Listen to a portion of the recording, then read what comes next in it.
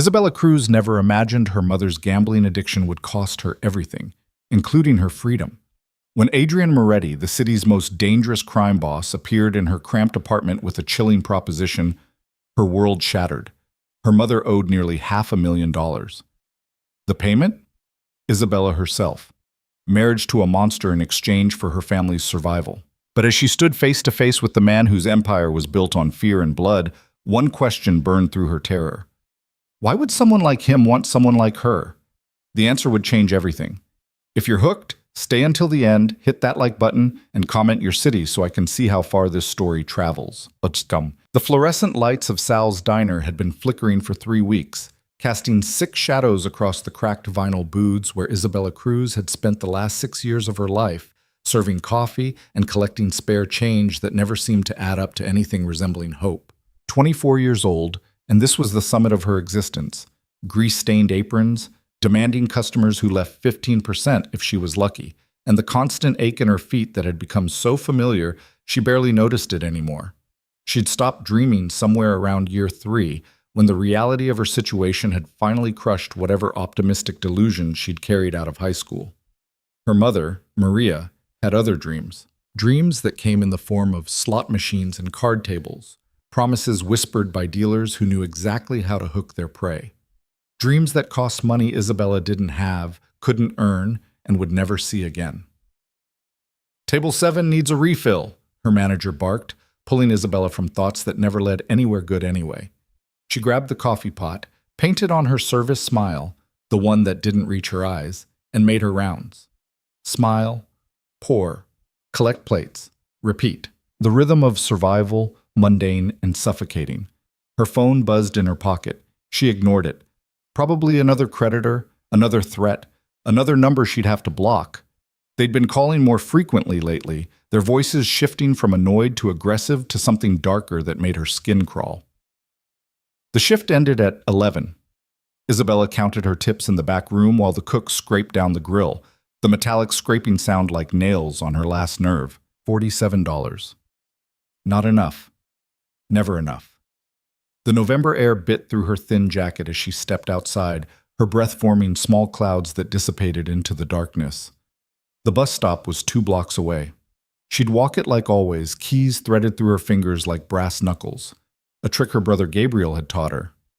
Gabriel, 17 years old and smarter than anyone she'd ever met, currently trying to navigate senior year while their mother hemorrhaged money they didn't have into games designed to take everything. Isabella worked herself to exhaustion to keep him in school, to keep him fed, to keep him from knowing just how bad things had gotten. Her apartment building loomed ahead, 6 stories of peeling paint and broken promises. The elevator was out again. She took the stairs to the 4th floor, her legs protesting every step. The door to apartment 4C was slightly ajar. Isabella's heart stopped. She always locked it, always. Gabriel knew better than to leave it open. She pushed it wider, slowly, every muscle tensing. The living room was occupied. Her mother sat rigid on their sagging couch, face pale and tear-streaked. Gabriel stood near the window, looking younger than his 17 years, confusion and fear written across his features. And between them, occupying their shabby space like a king surveying a peasant's hovel, stood a man Isabella had only seen in newspapers and hushed conversations. Adrian Moretti, tall, broad-shouldered, wearing a suit that probably cost more than 3 months of her rent. Dark hair swept back from a face that could have been handsome if not for the cold calculation in his eyes. Eyes that were currently fixed on her with an intensity that made her want to run. 2 men flanked him, big, armed, the bulges under their jackets unmistakable. "Isabella." Adrian's voice was smooth, cultured, carrying an accent that spoke of old money and older violence. "Please, come in. We have matters to discuss." She remained frozen in the doorway, every instinct screaming danger. "Close the door," he said. It wasn't a request. Her hands moved independently of her brain, pushing the door shut behind her. The click of the latch sounded like a cell door locking. "What's going on?" Her voice came out steadier than she felt. "Who are you?" A small smile played at the corner of his mouth. "Your mother hasn't told you? How unfortunate." He turned to Maria. "Mrs. Cruz." Perhaps you'd like to explain to your daughter why I'm here. Maria's face crumpled. Fresh tears spilled down her cheeks. Baby, I'm so sorry. I'm so sorry. Mom? Isabella moved toward her, but one of the guards shifted, blocking her path. Your mother, Adrian said, his tone almost conversational, has accumulated a rather substantial debt. Casinos, private games, loan sharks with interest rates that would make a payday lender blush. Over the past 3 years, she's borrowed from various sources to feed her addiction. Most of those sources now answer to me. The room tilted. Isabella grabbed the back of a chair to steady herself. How much? $437,000. The number hung in the air like a death sentence. Isabella couldn't breathe, couldn't process. That much money might as well have been 4 million or 4 billion. It was equally impossible.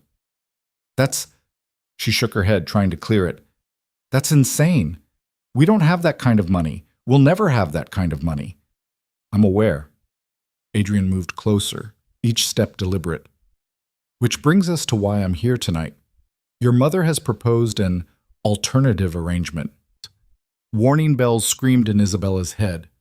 What arrangement? No! Gabriel finally found his voice, stepping forward. Bella, don't...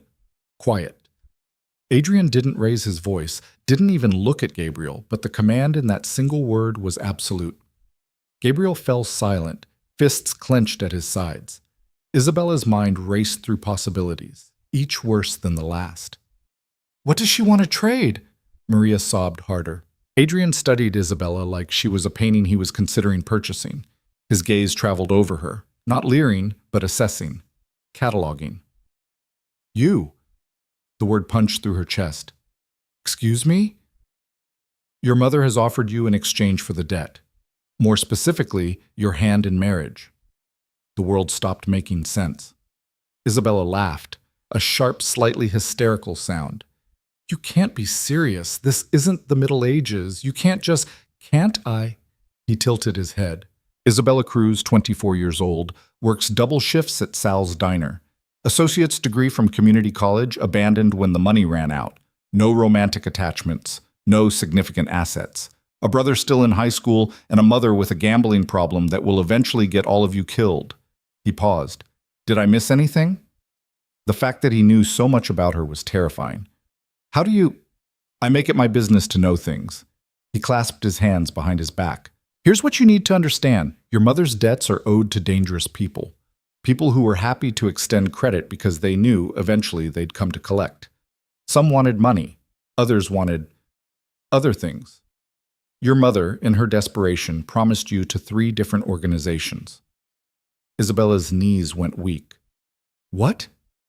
I consolidated the debt, Adrian continued. Bought out all the markers, which means you now belong to me, according to the contracts your mother signed. Those contracts aren't legal, Isabella's voice rose. You can't own a person. No, he agreed. But I can make your life, and the lives of everyone you care about, very difficult if you don't cooperate. Gabriel, for instance. His eyes flicked to her brother. Bright kid. Football scholarship possibilities, I understand. Would be a shame if something happened to derail that future. Don't you dare touch him. Isabella's fear transformed into fury. She stepped forward, ignoring the guards. He has nothing to do with this. Precisely. Adrian's expression didn't change. He's innocent, just like you're innocent, but innocence doesn't pay debts, Isabella. And the world I inhabit doesn't care about who deserves what. It only cares about what you can take and what you can hold. So what, I'm supposed to just marry you, let you own me? The marriage would be legal and binding. You'd have my name, my protection, and your family's debts would be erased completely. Gabriel could finish school without threats hanging over his head. Your mother would be safe from the people she's wronged. And what would you get? Isabella demanded. Why would someone like you want someone like me? Something flickered in his eyes, too quick to identify. My reasons are my own. That's not good enough. It will have to be. He pulled an envelope from his jacket. Here are the terms. You have 24 hours to decide. And if I say no? The temperature in the room seemed to drop. Then the debts remain. And the people your mother originally borrowed from will come to collect. They won't be as civilized as I'm being tonight. They'll start with Gabriel. Make an example. Then they'll move to your mother, and eventually they'll come for you anyway. But by that point, you'll have watched everyone you love suffer first. Isabella wanted to scream, to fight, to wake up from this nightmare. But the cold reality in Adrian's eyes told her this was happening. This was real. "Why are you doing this?" Her voice broke. "Why would you go through all this trouble?" Adrian moved closer, close enough that she could smell expensive cologne and something else. Gunpowder, maybe. Danger. "Because, Isabella, I've been watching you for 2 years. Every shift at that diner, every time you walked your brother to school, every moment you thought you were invisible." He leaned in, his voice dropping to barely above a whisper. "You were never invisible to me." The confession sent ice through her veins. "You're insane." "Perhaps." He stepped back. "But I'm also the only thing standing between your family and a very ugly death. 24 hours, Isabella. Choose wisely." He nodded to his men and moved toward the door. "Wait." The word escaped before she could stop it. Adrian paused, glancing back. "If I agree?" Isabella's throat was tight. "If I marry you, my family is safe? Completely safe?" "You have my word." The word of a criminal. He smiled, a real smile this time, though it held no warmth. The word of a man who has built an empire on keeping his promises. "I don't break deals, Isabella. When I say you're protected, you're protected. When I say a debt is paid, it's paid. My word is the most valuable thing I own." She looked at Gabriel, pale and scared. At her mother, destroyed by her own weaknesses. At the life she'd been living, one of grinding poverty and no future. Maybe this was just trading one prison for another. But at least in this prison, the people she loved would survive. "I need to think." 24 hours, Adrian repeated. "I'll return tomorrow night for your answer." He paused at the door. "And Isabella? Don't try to run. There's nowhere you can go that I won't find you." Then he was gone, his men following, the apartment suddenly feeling too empty and too full at the same time. The silence lasted 5 seconds before Gabriel exploded. "Bella, you can't seriously be considering this. He's a criminal, a murderer." "Gabe? No." Her brother's voice cracked. "We'll figure something out. We'll go to the police. The police can't help us." Isabella sank into a chair, her legs finally giving out. "You heard him. Mom signed contracts. Even if they're not legal, the people she owes don't care about the law." "This is my fault." Maria's voice was small, broken. "Baby, I'm so sorry. I thought I could win it back. I thought just one more game, one more bet." "Stop." Isabella couldn't listen to excuses. "Not now." "How long have you known about this?" "He came to me last week. Said he'd consolidated everything. Said he wanted you." Maria wiped her eyes. "I thought he was bluffing. I thought—" "You thought wrong." Isabella's anger was a cold, hard thing in her chest. "You gambled away money we didn't have. You signed me over to criminals. And now I have to marry a man I don't know to keep all of us alive." "We can run," Gabriel insisted. "All 3 of us. Start over somewhere." "With what money, Gabe? We can barely afford food." And he said it himself, there's nowhere we can go. Men like him have reach. She looked at her brother, memorizing his face. "If I say no, they'll hurt you first. To make a point. I can't let that happen." "So you're just going to sacrifice yourself?" "I'm going to save my family." Isabella stood, moving to the window. Outside, a black sedan idled at the curb, watching, making sure they understood there was no escape. "It's not a sacrifice if it's a choice." "Bella, I need to be alone." She headed for her room. "Both of you, please. I need to think." She closed the door on their protests, sliding down to sit with her back against it. The envelope Adrian had left sat on her dresser, thick and official-looking. With shaking hands, she opened it. The contract was thorough. Marriage within the week. She'd take his name, live in his home, appear at his side when required. In exchange, all debts forgiven, Gabriel's education funded through college, a monthly stipend for her mother contingent on her staying away from gambling. And there, in small print, the marriage would be real in every legal sense, but her person would remain her own. No obligations of intimacy, unless mutually agreed upon. At least he wasn't demanding that. Small mercies. Isabella read it 3 times, looking for loopholes, tricks, ways out. There were none. It was ironclad. 24 hours to decide. She pulled out her phone, scrolling through old photos.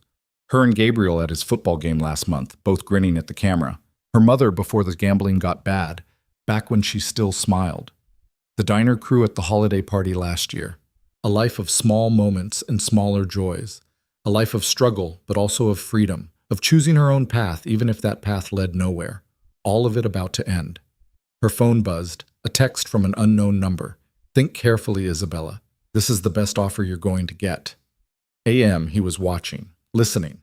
Probably had her phone tapped, her apartment bugged. The man who'd been observing her for 2 years without her knowledge. What kind of person did that? What kind of person was she becoming by agreeing to marry him? Isabella didn't sleep that night. She sat at her window watching the city lights blur through exhausted tears, weighing impossible choices. By sunrise, she'd made her decision. When Adrian Moretti returned exactly 24 hours later, stepping into their apartment with the same confidence and cold authority, Isabella was waiting. "Well?" he asked. She stood, spine straight, meeting his eyes, even though everything in her screamed to look away. "I have conditions." One eyebrow arched. "You're negotiating?" "You're asking me to give up my entire life." "Yes, I'm negotiating." She pulled out a handwritten list. "Gabriel finishes high school without any interference from your world. He goes to college on a real scholarship, not one you've arranged. No one ever tells him the full extent of what our mother did or what I'm doing to fix it." "Agreed." "My mother gets help. Real help. Rehab for her addiction, therapy, the works. And she never knows the details of our arrangement." "Done." Isabella's hands shook, but she forced herself to continue. "And I want your word, your real word, that you will never hurt me. That whatever this marriage is, it won't be cruel." Adrian stepped closer, studying her face. "I have no intention of hurting you, Isabella. This marriage is many things, but it won't be painful. You have my word." "Why?" The question burst out. "Why me? Why go through all this? You could have anyone." "I could have anyone willing to sell themselves for money or power," he corrected. "You're not for sale. You're trading yourself for the people you love. That's different. That's rare. That's insane." "Perhaps." He held out his hand. "Do we have a deal?" Isabella looked at his hand. Strong, scarred across the knuckles, belonging to a man who'd probably killed people with it. This hand would put a ring on her finger, would claim her in front of whatever authorities made such things official in his world. She thought of Gabriel, of the future he deserved. She took Adrian's hand. His grip was firm but not crushing. "You won't regret this." "I already do." She pulled her hand back. "When?" 3 days. "My people will bring you to the estate tomorrow to prepare. Pack what you need." "What I need for what?" "For your new life." He moved toward the door, then paused. "Isabella?" "What?" "You made the right choice. In time you'll understand that." Then he was gone again, leaving her standing in the ruins of her old life, engaged to a stranger, committed to a future she couldn't begin to imagine. Gabriel emerged from his room, having listened to everything. "Bella, it's done." She cut him off. "In 3 days, I'll be married. You'll be safe. That's all that matters." "You matter!" His voice broke. "Your life matters." "My life is keeping you alive." She pulled him into a hug, feeling him shake against her. "That's what it's always been. This doesn't change anything." But they both knew it changed everything. The next day, a black Mercedes arrived at 9 a.m. sharp. The same guards from before, polite but firm, loading her 2 suitcases into the trunk. Everything she owned in the world fit in 2 bags. Somehow that felt appropriate. The drive took 40 minutes, leaving the city proper behind for suburbs that gradually gave way to estates hidden behind high walls and long driveways. When they finally stopped, Isabella had to fight to keep her jaw from dropping. Adrian's home wasn't a house. It was a compound. 3 stories of stone and glass, surrounded by manicured grounds that stretched for what looked like acres. Armed guards at the gate, security cameras everywhere. A prison dressed up as paradise. A woman in her 50s met her at the door, sharp-eyed, professionally dressed. "Miss Cruz, I'm Helena, the house manager. Mr." Moretti asked me to show you to your quarters and explain how things work here. Quarters? Isabella followed her inside, trying not to gape at the marble floors, the sweeping staircase, the artwork that probably cost more than her entire apartment building. Your suite is on the second floor, east wing. Helena's heels clicked against the marble as she walked. Mr. Moretti's quarters are in the west wing. You'll have complete privacy. Separate bedrooms. That matched the contract. The suite was larger than her entire apartment. Bedroom, sitting room, bathroom with a tub big enough to swim in, and a walk-in closet already filled with clothes in her exact size. How did he... Mr. Moretti is very thorough. Helena opened the closet. These are appropriate for various occasions you'll be expected to attend. A stylist will be here this afternoon to ensure everything fits properly. Isabella ran her hand over silk, cashmere, fabric she'd only ever seen in store windows. This is too much. This is your life now. Helena's expression softened slightly. I know this is overwhelming, but Mr. Moretti isn't a cruel man. Strict, yes. Demanding. But if you follow the rules, you'll find this life has its advantages. What rules? Helena pulled out a tablet. You're not to leave the grounds without security. You're not to contact anyone from your previous life without approval. Public appearances require appropriate dress and demeanor. And you're to attend dinner with Mr. Moretti every evening at 7 unless he's away on business. I'm a prisoner.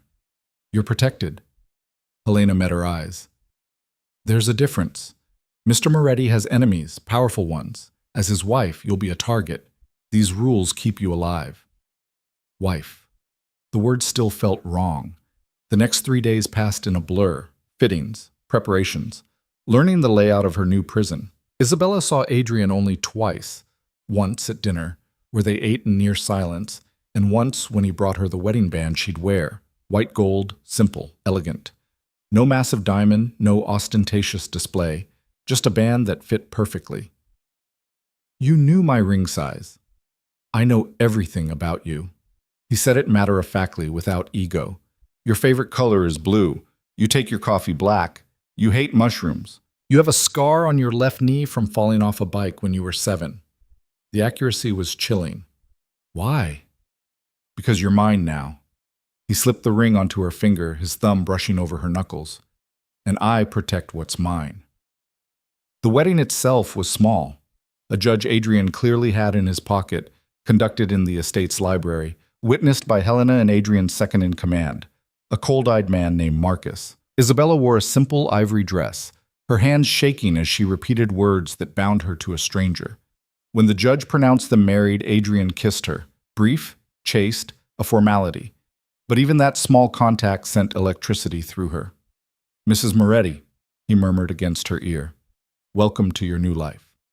That night, she stood in her suite, wedding ring heavy on her finger, and let herself cry for the first time since agreeing to this.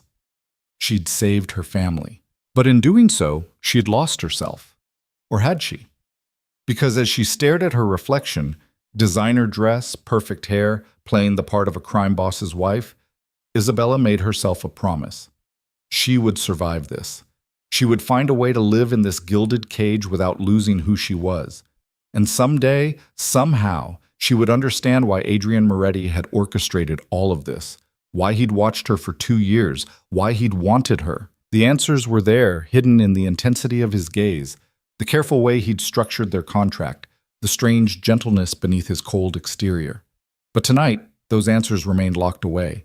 Tonight, she was simply Mrs. Moretti, and tomorrow she would begin learning what that truly meant. The first week of marriage taught Isabella that luxury could be its own form of torture.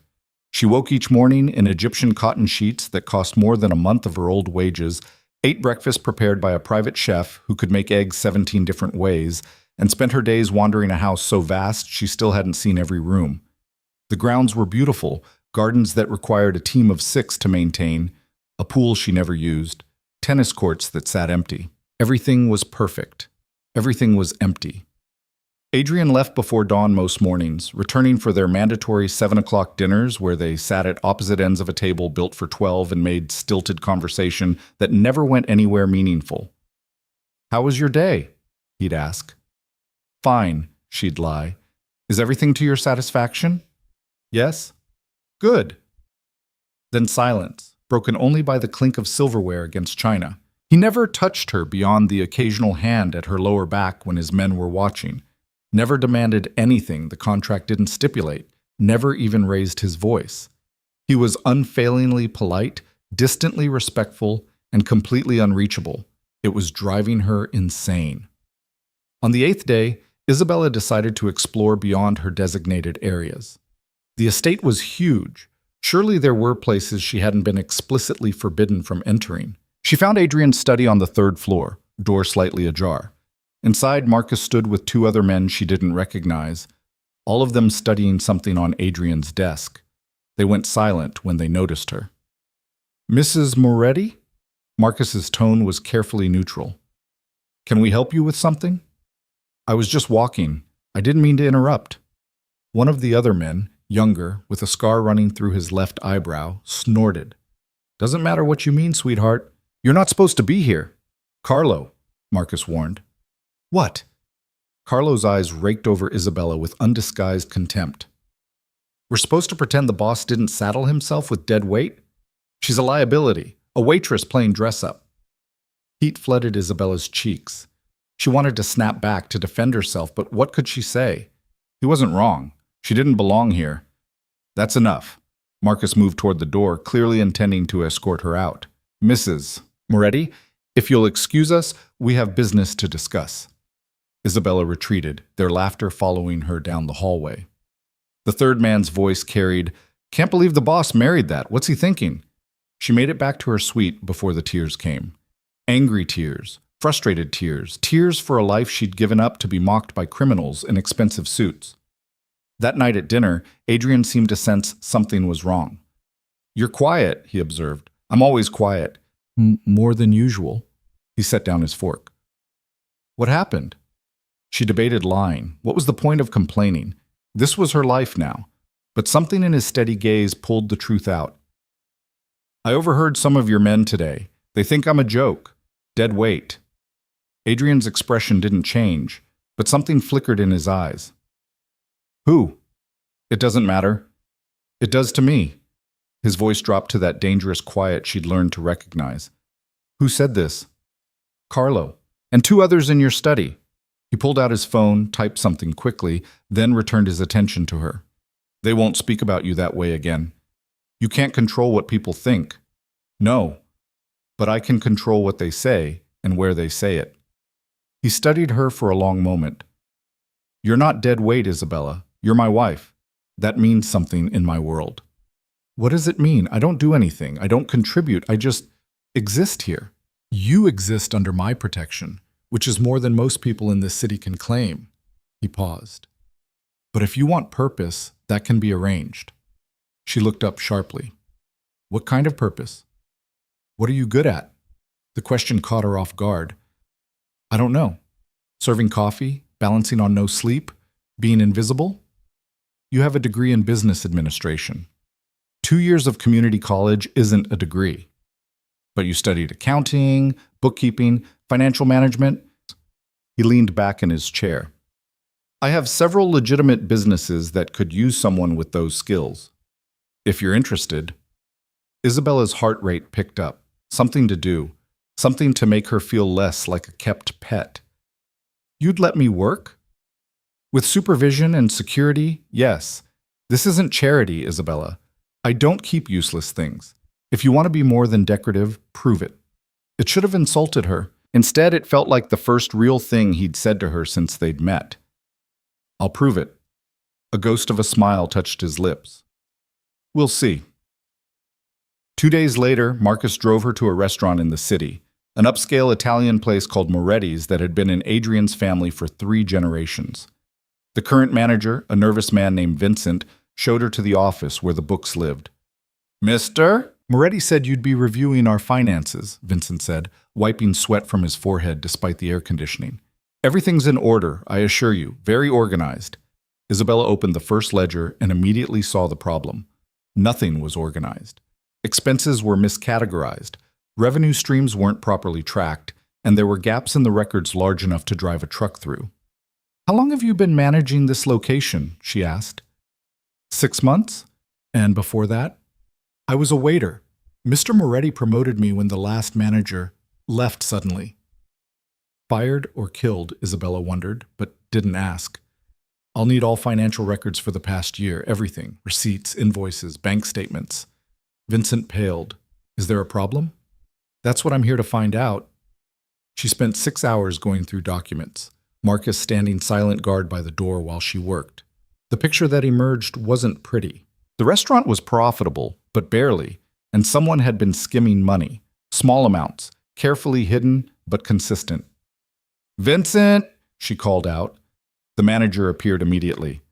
"Where's your head chef?" "Marco, in the kitchen." "Get him, and your assistant manager, and anyone else who has access to the cash registers." 20 minutes later, she'd identified the thief, a sous chef who'd been pocketing money from the daily receipts for months. The evidence was there in the gaps, the carefully altered numbers, the discrepancies between what was recorded and what the bank statement showed. "Mrs. Moretti, I swear I didn't know," Vincent started. "You should have known. That's your job." She closed the ledger. "But you're not the one stealing, so you get to keep working. The sous chef is fired. I'll have corrected books and a new financial tracking system implemented by the end of the week." Marcus raised an eyebrow, the first expression she'd seen from him. "You're sure about the sous chef?" "Completely. The numbers don't lie." She gathered her papers. "Take me back to the estate. I need to write up a report for Adrian." That night at dinner, she handed Adrian a folder. He read through it silently, his expression unreadable. When he finished, he looked at her with something new in his eyes. Respect, maybe, or reassessment. "You found a leak I didn't know existed. Your manager is incompetent but honest. The sous chef is clever but greedy. Easy fix. And your solution? Fire the thief. Retrain Vincent or replace him with someone who actually understands financial management. Implement the tracking system I designed. It's in the appendix. You'll save approximately $40,000 a year." Adrian set down the folder. "You did this in one day? It's not complicated if you know what to look for. Your legitimate businesses are being run like amateur operations. No oversight, no accountability. You're hemorrhaging money. How many other businesses are like this?" "I don't know." "How many do you have?" He named a number that made her head spin. Restaurants, clubs, real estate holdings, import/export companies, an empire of legitimate fronts. "Let me look at all of them," Isabella said. "Give me access to the books, and I'll find every leak, every inefficiency, every problem you don't know you have." "Why?" His gaze was intense. "Why do you care about my businesses?" "Because I'm your wife, and apparently that means something in your world. Because your men think I'm useless, and I'm tired of proving them right. Because if I have to live in this cage, I might as well make myself valuable enough to justify the space I'm taking up." But something shifted in Adrian's expression, a crack in the carefully maintained distance. "You're not in a cage, Isabella." "Then what am I in?" "Protection. There's a difference." "Not from where I'm sitting." He stood, moving around the table toward her. She fought the instinct to retreat as he approached, stopping just close enough that she had to tilt her head back to meet his eyes. "You want to know why I married you?" His voice was low, intimate in a way it had never been before. "Why I watched you for 2 years?" Her mouth went dry. "Yes. Because I saw you give your last $20 to a homeless veteran outside your apartment. Because you worked yourself sick to keep your brother in school.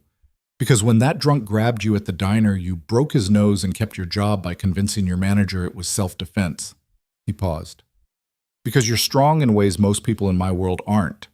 You're loyal, you're smart, and you're honest in a life where honesty is rare enough to be valuable."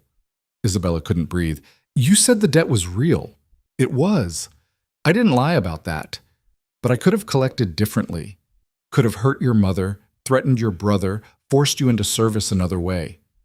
His hand came up, fingertips barely brushing her jaw. "I chose marriage because I wanted you here, with me. Not because of a debt, but because I've never met anyone I couldn't stop thinking about." "That's insane," she whispered. "I know." He dropped his hand, stepping back. "But it's true, and now you're here, and you're exactly what I thought you'd be. Strong, capable, refusing to break even when everything tells you to." I'm terrified, she admitted. Every day. Of you, of this life, of what it means. Good. Fear keeps you sharp. Just don't let it paralyze you. He moved toward the door. You want access to my businesses? You have it. Show me what you're capable of, Isabella. Show everyone who thinks you're weak exactly what you're made of. He left her standing there, heart pounding, mind racing. This man had manipulated her entire life to get her here. Should have made her hate him. Maybe it did, in some ways. But he'd also just given her the first real opportunity she'd had in years. Purpose. Direction. A way to be more than a trophy collecting dust. She'd take it, use it, prove herself. And maybe, eventually, she'd understand the man who'd orchestrated all of this. The next 3 weeks transformed Isabella's existence. She worked 12-hour days reviewing financial records, visiting businesses, identifying problems. Marcus became her permanent shadow, silent but present, occasionally offering insights about operations she didn't understand. She found embezzlement in 2 clubs, discovered a supplier, overcharging by 30% on kitchen equipment, restructured staffing at 3 restaurants to cut costs without sacrificing quality, and implemented new accounting systems across Adrian's entire legitimate empire. The men who'd mocked her went silent as word spread of her work. Carlo, she learned, had been reassigned to night security detail. Adrian's not-so-subtle punishment. Vincent, the nervous restaurant manager, became one of her most valuable assets. Under proper guidance, he was actually quite good at his job. Mrs. Moretti, he said one afternoon, reviewing the new profit margins. These numbers, we haven't been this profitable in years. Because you're running this place like a business now instead of a money laundering front. She caught his expression. I'm not naive, Vincent. I know what these businesses really are. But there's no reason they can't be profitable too. Mr. Moretti chose well, Vincent said quietly, when he married you. It was the first compliment she'd received from anyone in Adrian's organization. It shouldn't have mattered, but somehow it did. That night, Adrian was waiting when she returned to the estate. He stood in the foyer, jacket off, sleeves rolled up, looking more relaxed than she'd ever seen him. Successful day? He asked. 3 more businesses running efficiently. Your profit margins are up 18% overall. She set down her briefcase. Why do you even bother with these legitimate operations if your real money comes from... She trailed off, unsure how to finish. Crime?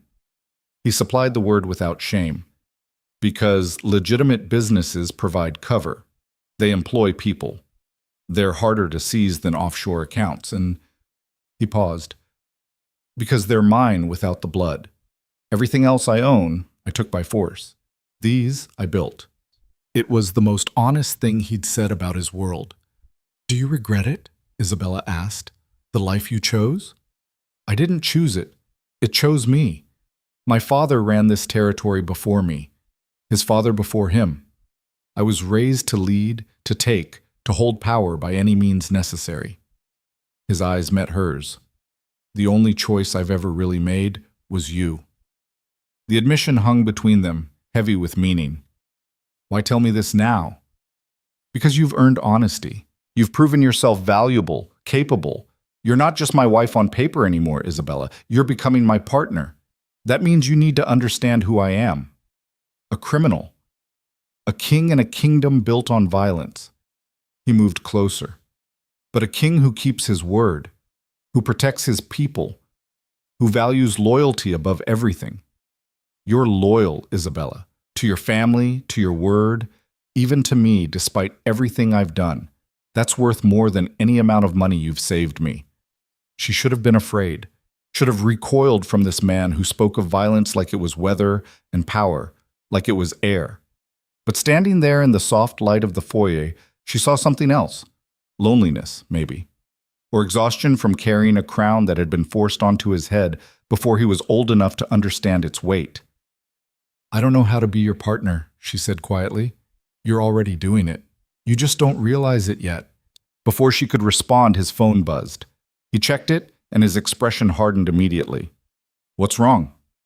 Nothing you need to worry about. Business. Adrian, go upstairs, Isabella. Now. The command in his voice was absolute. She'd learned to recognize when pushing would be dangerous. But as she climbed the stairs, she heard him on the phone, his voice low and deadly. I don't care what it takes. Find him before midnight, or there will be consequences. That night, she couldn't sleep. Something was wrong. She could feel it in the tension that had suddenly permeated the estate, in the increased security presence, in the way Helena had quietly locked all the exterior doors. Around 2 a.m., she heard voices outside her suite. Low, urgent, angry. She crept to the door, pressing her ear against it. Can't keep this from her, Marcus's voice. She needs to know what's happening. She's protected as long as she doesn't know. Adrian. That's the point. Someone tried to breach the perimeter tonight. They're testing defenses. When they realize she's not just some random wife, when they figure out you actually care about her, they won't. As far as anyone knows, she's a debt payment, meaningless. The word stabbed through Isabella's chest. Meaningless. You're not that good an actor, boss, and neither is she. The way you look at her is my business. Your job is to keep her safe, not to psychoanalyze my marriage. My job is to keep you alive, and that woman is either going to be your greatest strength or your fatal weakness. Right now, I can't tell which. Silence. Then Adrian, make sure it's strength. Increase her security detail. I want eyes on her 24/7. She's going to notice. I don't care. Just keep her alive. Footsteps retreated. Isabella backed away from the door, mind racing. Someone had tried to breach the estate. Someone was testing defenses, and Adrian was hiding it from her, claiming she was meaningless while simultaneously ordering round-the-clock security. The man was a walking contradiction.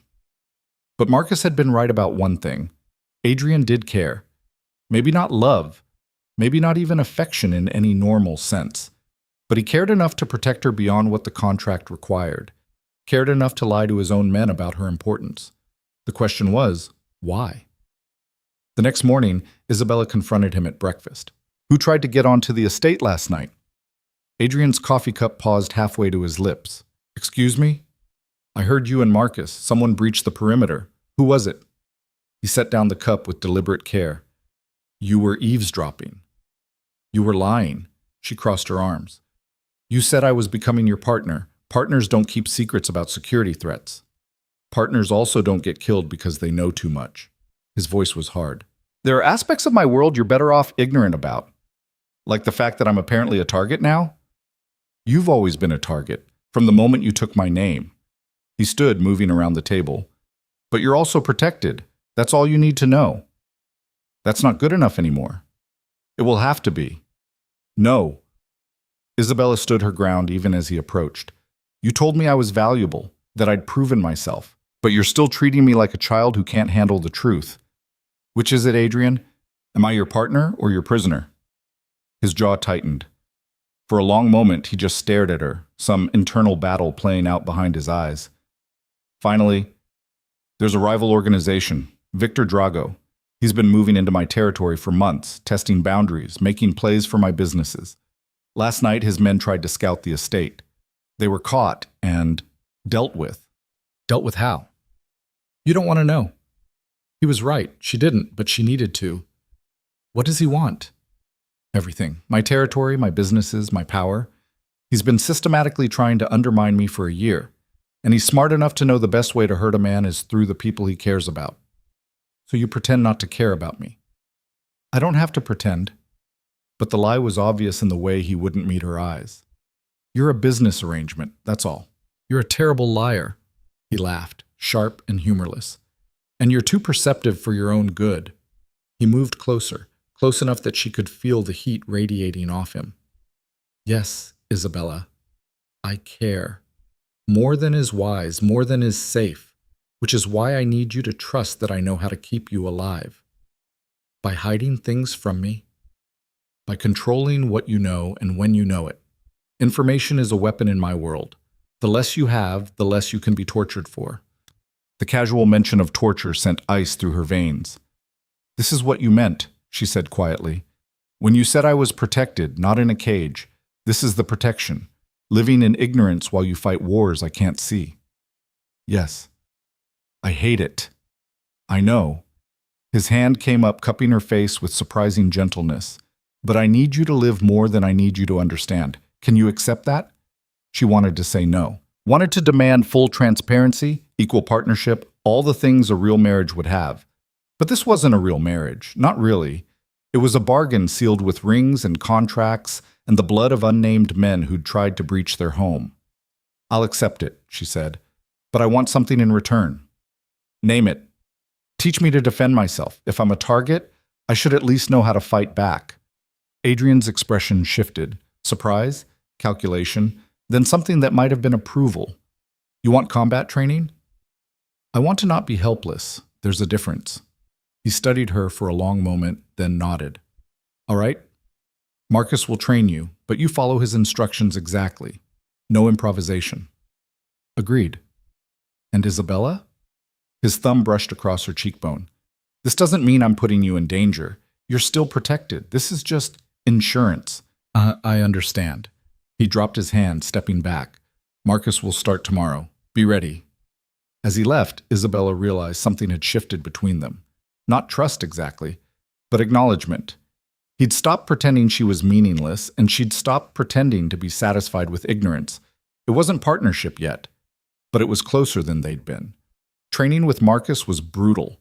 He didn't coddle her, didn't go easy because she was the boss's wife. He treated her like any recruit, demanding, critical, pushing her past limits she didn't know she had. "Again," he barked, after she'd fumbled a defensive move for the 5th time. "I'm trying. Trying gets you killed. Do it right." She did it again and again and again until muscle memory took over and her body moved without conscious thought. 3 weeks of training left her bruised, exhausted, and significantly more capable. She could throw a proper punch, execute basic defensive techniques, and most importantly, Marcus had taught her how to spot threats before they materialized. "You're not going to win a fight against a trained killer," he told her during their final session, "but you might buy yourself enough time for help to arrive. That's the goal." "Why are you helping me?" Isabella asked, dabbing sweat from her forehead. "You didn't think much of me when I arrived." Marcus was quiet for a moment. "I was wrong. You're tougher than I gave you credit for. And," he paused, "the boss is different with you, calmer, more human. This world has a way of turning men into monsters. You remind him he's still a man." "I don't think Adrian's ever been just a man." "Maybe not. But he's trying to be for you. That counts for something." Before Isabella could respond, alarms blared throughout the estate. Marcus's expression went hard immediately. "Stay here," he ordered, pulling a gun from his ankle holster. "What's happening?" "Lockdown protocol, don't move." He disappeared, leaving Isabella alone in the gym as the alarms continued to shriek. Through the windows, she could see guards mobilizing, vehicles moving, organized chaos as the estate's security protocols kicked in. Then she heard it. Gunfire. Distant but unmistakable. Someone was attacking the estate, and despite everything she'd learned, every defense she'd practiced, Isabella had never felt more helpless in her life. The gunfire lasted exactly 4 minutes. Isabella counted every second, pressed against the gym wall where Marcus had left her, heart hammering so hard she could feel it in her throat. Then silence. Worse than the chaos. She waited, muscles coiled, every instinct screaming at her to move, to run, to do something other than stand there like prey waiting to be found. Marcus's training whispered through her panic. Assess the situation, identify exits, never make yourself an easy target. The gym had 3 doors. One led to the main house, one to the gardens, one to the equipment storage. Isabella chose the gardens. She moved quickly but quietly, the way Marcus had taught her, keeping low, using furniture and equipment as cover. The garden door opened soundlessly. Someone maintained these hinges well, and she slipped into the late afternoon air. The estate grounds were in controlled chaos. Guards moved in formation, weapons drawn, sweeping the perimeter. In the distance, near the east wall, smoke rose in dark plumes. "Mrs. Moretti!" She spun to find Helena rushing toward her, face pale, professionally calm mask cracking. "What are you doing out here? You're supposed to be in the safe room." "No one told me there was a safe room. Marcus said to stay in the gym." Helena cursed under her breath. The first time Isabella had heard the unflappable house manager swear. "Come with me. Now." She grabbed Isabella's arm, pulling her toward the main house. They'd made it halfway across the lawn when a figure emerged from behind the hedges. Not a guard. Wrong uniform. Wrong stance. Isabella saw the gun before Helena did. Everything Marcus had taught her crystallized in that instant. She shoved Helena sideways, throwing them both to the ground as the gunshot cracked through the air. The bullet passed through the space where Isabella's head had been a second before. The man adjusted his aim, but Isabella was already moving. She grabbed the garden spade lying near a flower bed, heavy, solid metal, and threw it with all her strength. It wasn't a great throw, but it was good enough. The spade hit the man's shoulder, disrupting his aim just as he fired again. The second bullet went wide. Then guards were there, weapons trained, shouting commands. The intruder went down under a hail of precise fire, dead before he hit the ground. Helena stared at Isabella, shocked. "You just saved my life. You've made me coffee every morning for 2 months. We're even." Isabella's hands were shaking now that the adrenaline was fading. "What the hell is happening?" "Drago's making a move. They breached the east wall with explosives, sent in a team." Helena pulled herself up, brushing grass from her skirt. "This way, quickly." They made it inside without further incident. Helena led her through corridors Isabella had never seen before, down a staircase hidden behind a panel in the library, into a reinforced room lined with monitors showing every angle of the estate. Adrian stood in the center, coordinating responses on multiple phones simultaneously. Blood stained his shirt sleeve, but he was upright and functional, barking orders with cold efficiency. His eyes found Isabella immediately. Something flickered across his face, relief, anger, fear, all compressed into a single moment before his mask slammed back into place. "Why isn't she in the safe room?" His voice could have cut glass. "She didn't know about it," Helena said. "Marcus left her in the gym. I'll deal with Marcus later." Adrian finished his call, then crossed to Isabella in 3 long strides. His hands gripped her shoulders, eyes scanning her for injuries. "Are you hurt?" "No, but there was a man in the gardens. He shot at us. I saw." He gestured to the monitors, which had apparently captured everything. "That was reckless. That was survival. He would have killed Helena. He would have killed you both if my guards hadn't arrived." His fingers tightened. "You could have died. But I didn't." She met his gaze steadily. "Your training worked. Marcus taught me to react, not freeze, so I reacted." Adrian's jaw worked, some internal struggle playing out behind his eyes. Finally, he pulled her into his chest, arms coming around her with surprising strength. She felt his heart pounding against her cheek, his breath uneven. "Don't do that again," he said into her hair. "Don't put yourself at risk, ever." "I didn't have a choice." "There's always a choice. Next time, choose survival. Choose running. Choose anything that keeps you breathing." He pulled back, hands framing her face. "Do you understand me?" She nodded, not trusting her voice. He held her gaze for another moment, then turned back to his team. Status report. A guard she didn't recognize stepped forward. 6 hostiles breached the east wall. 4 eliminated, 2 captured. No casualties on our side, 3 wounded. The breach is sealed and we've swept the entire property twice. It's secure. And Drago? No sign of him personally. This was a probing attack, testing our defenses. He learned they're strong. Adrian's voice was ice. "Bring me the survivors. I want to know who sent them and what they were told to accomplish." The guard hesitated. "Sir, they're not in great shape. The interrogation might I don't care what shape they're in. I want answers. Now." As the guard left, Marcus entered, looking grim. His eyes found Isabella. "You disobeyed orders. You told me to stay put. You didn't tell me about the safe room. That's on me." He turned to Adrian. "I should have been more specific. Won't happen again." "No, it won't." Adrian's tone was flat. "Because from now on, Isabella has a permanent detail. 3 men, rotating shifts, eyes on her at all times when I'm not present." "Adrian, that's excessive," Isabella started. "That's non-negotiable." He cut her off with a look. "You're not just my wife anymore. Drago knows about you now. He saw you in the garden, saw you fight. That makes you valuable in ways you don't understand." "What are you talking about?" Adrian exchanged a look with Marcus, some silent communication passing between them. Then he sighed, the sound heavy with resignation. "Come with me. There's something you need to see." He led her to a different section of the command center where multiple screens displayed what looked like surveillance footage.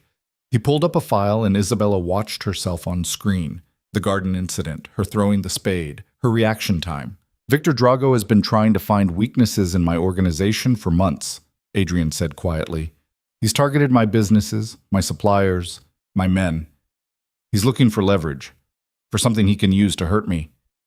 And now he thinks I'm that leverage. Now he knows you are. Adrian's hand found the small of her back. Because I reacted. Because when that gun was aimed at you, every man watching saw me tense, saw me reach for my own weapon before my guards even moved. That's not how I respond to random employees or debt payments. That's how I respond to something that matters. The weight of it settled over Isabella like a physical thing. So I've made myself a target. You were always a target, but now you're a priority target.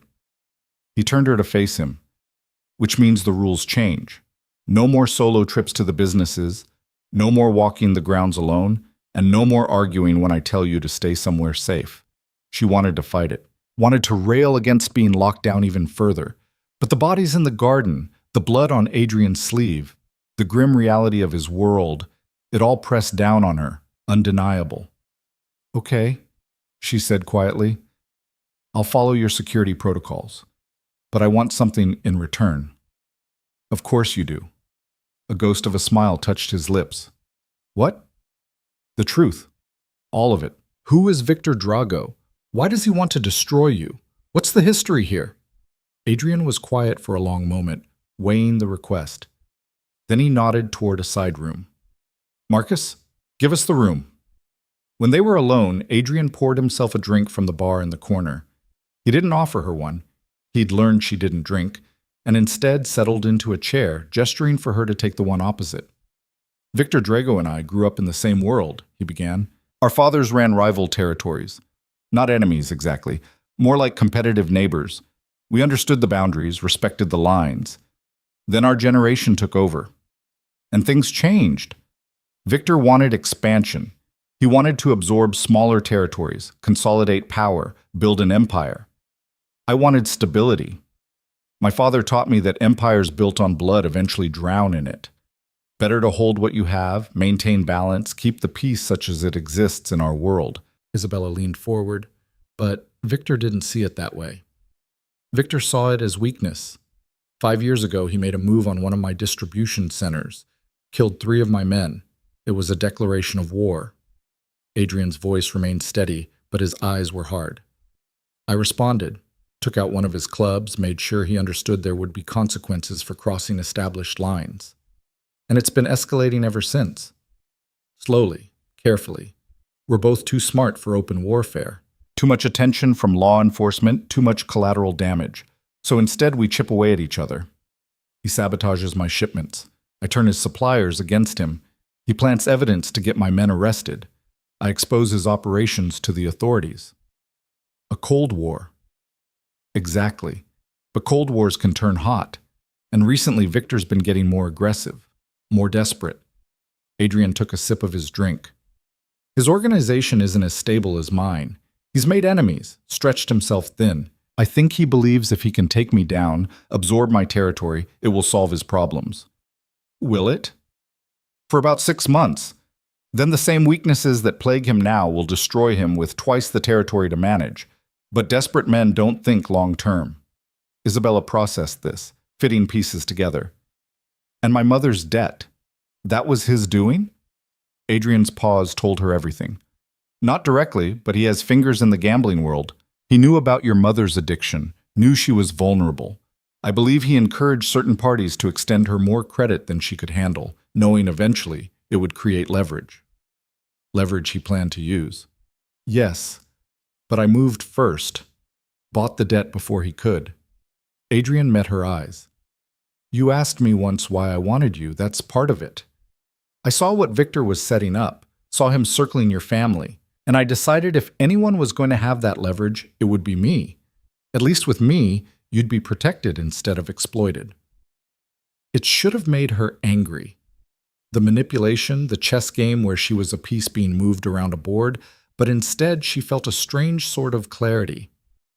So you saved me from him by claiming me yourself. I gave you a choice. That's more than he would have done. Some choice. Marry you or watch my family die. I never said it was a good choice, just the best of bad options. He set down his glass.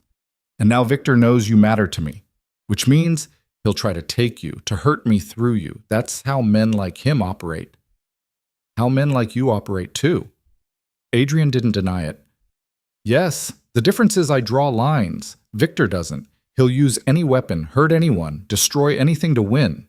That's why he's dangerous. And that's why you need to trust my security measures, even when they feel suffocating. Isabella stood, pacing to the window.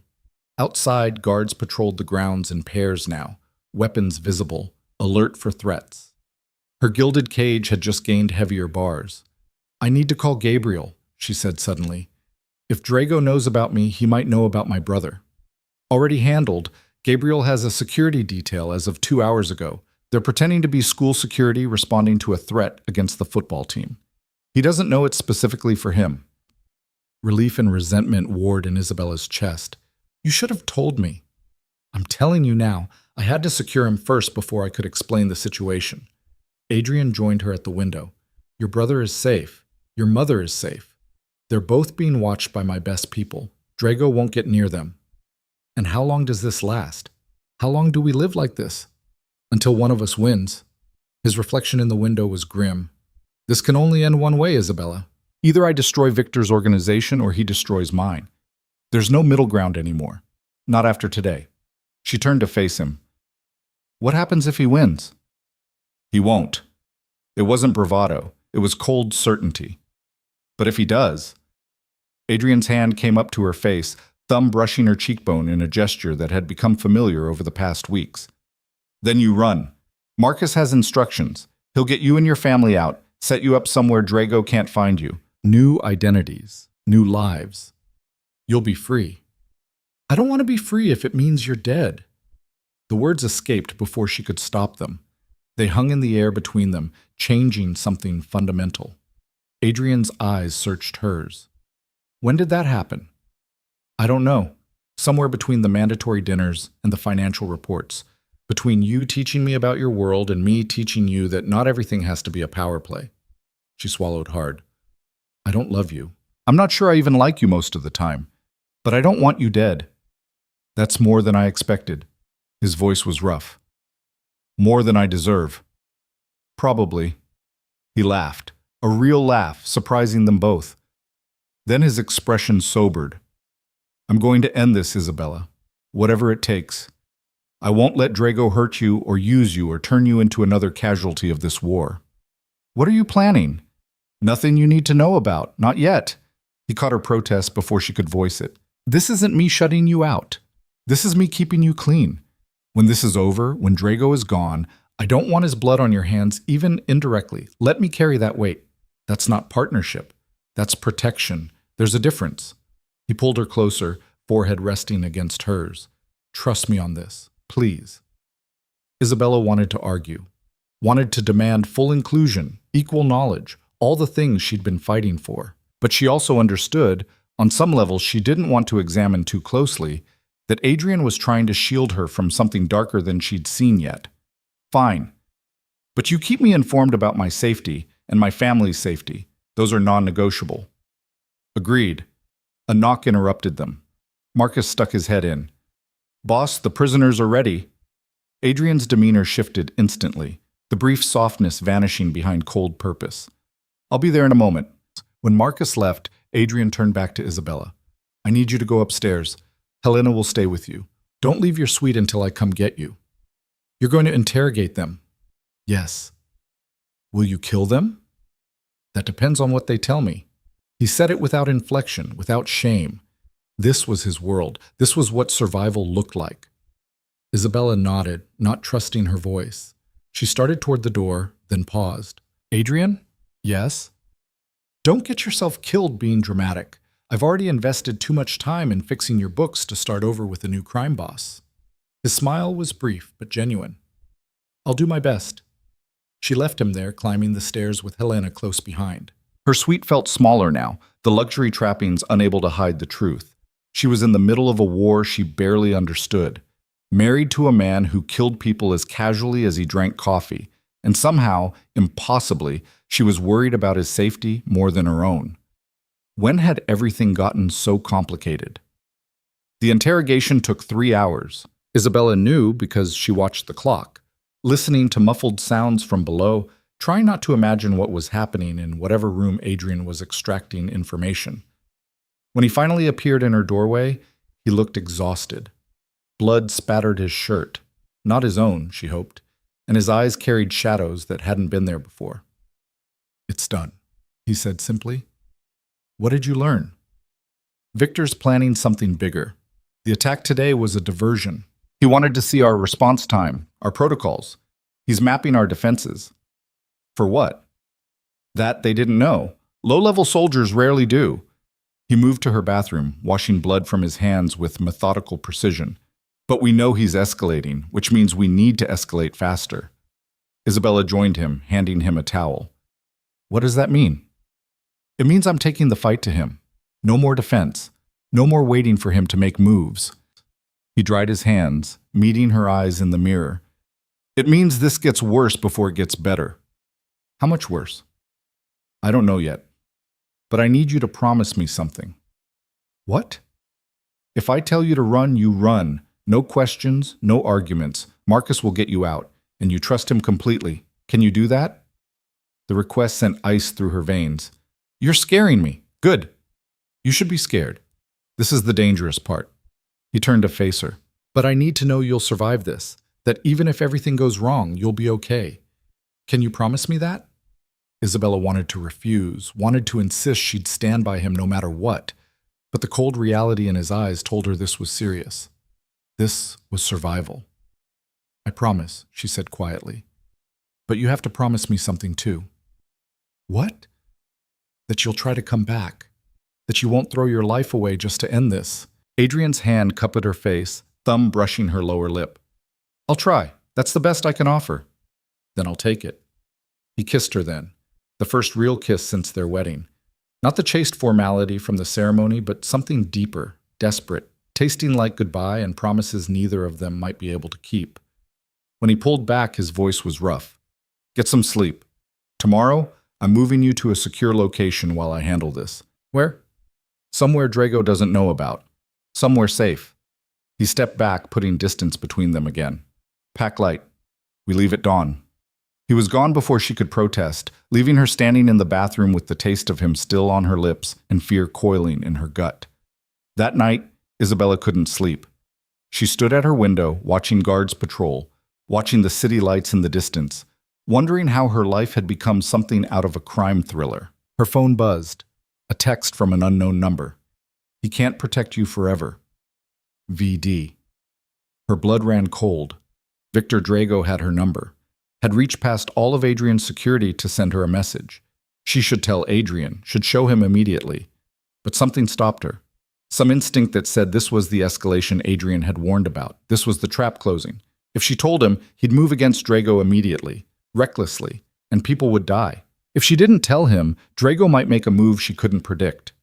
Isabella stared at the message, weighing impossible choices, and realized she'd finally reached the point where she wasn't just living in Adrian's world, she was becoming part of it. Making the same ruthless calculations, weighing lives against strategy, choosing between bad options with no clear right answer. The waitress who'd served coffee and dreamed of nothing more than keeping her family safe was gone. In her place stood someone harder, someone capable of violence, of deception, of survival at any cost. She deleted the message and turned off her phone. Tomorrow, she'd tell Adrian. Tonight, she'd let him sleep believing his plans were secret, his advantage intact. It was a small mercy. But in Adrian's world, small mercies were sometimes all you had. As dawn broke over the estate, Isabella packed her bags with steady hands, ready for whatever came next. The scared girl who'd agreed to this marriage was gone.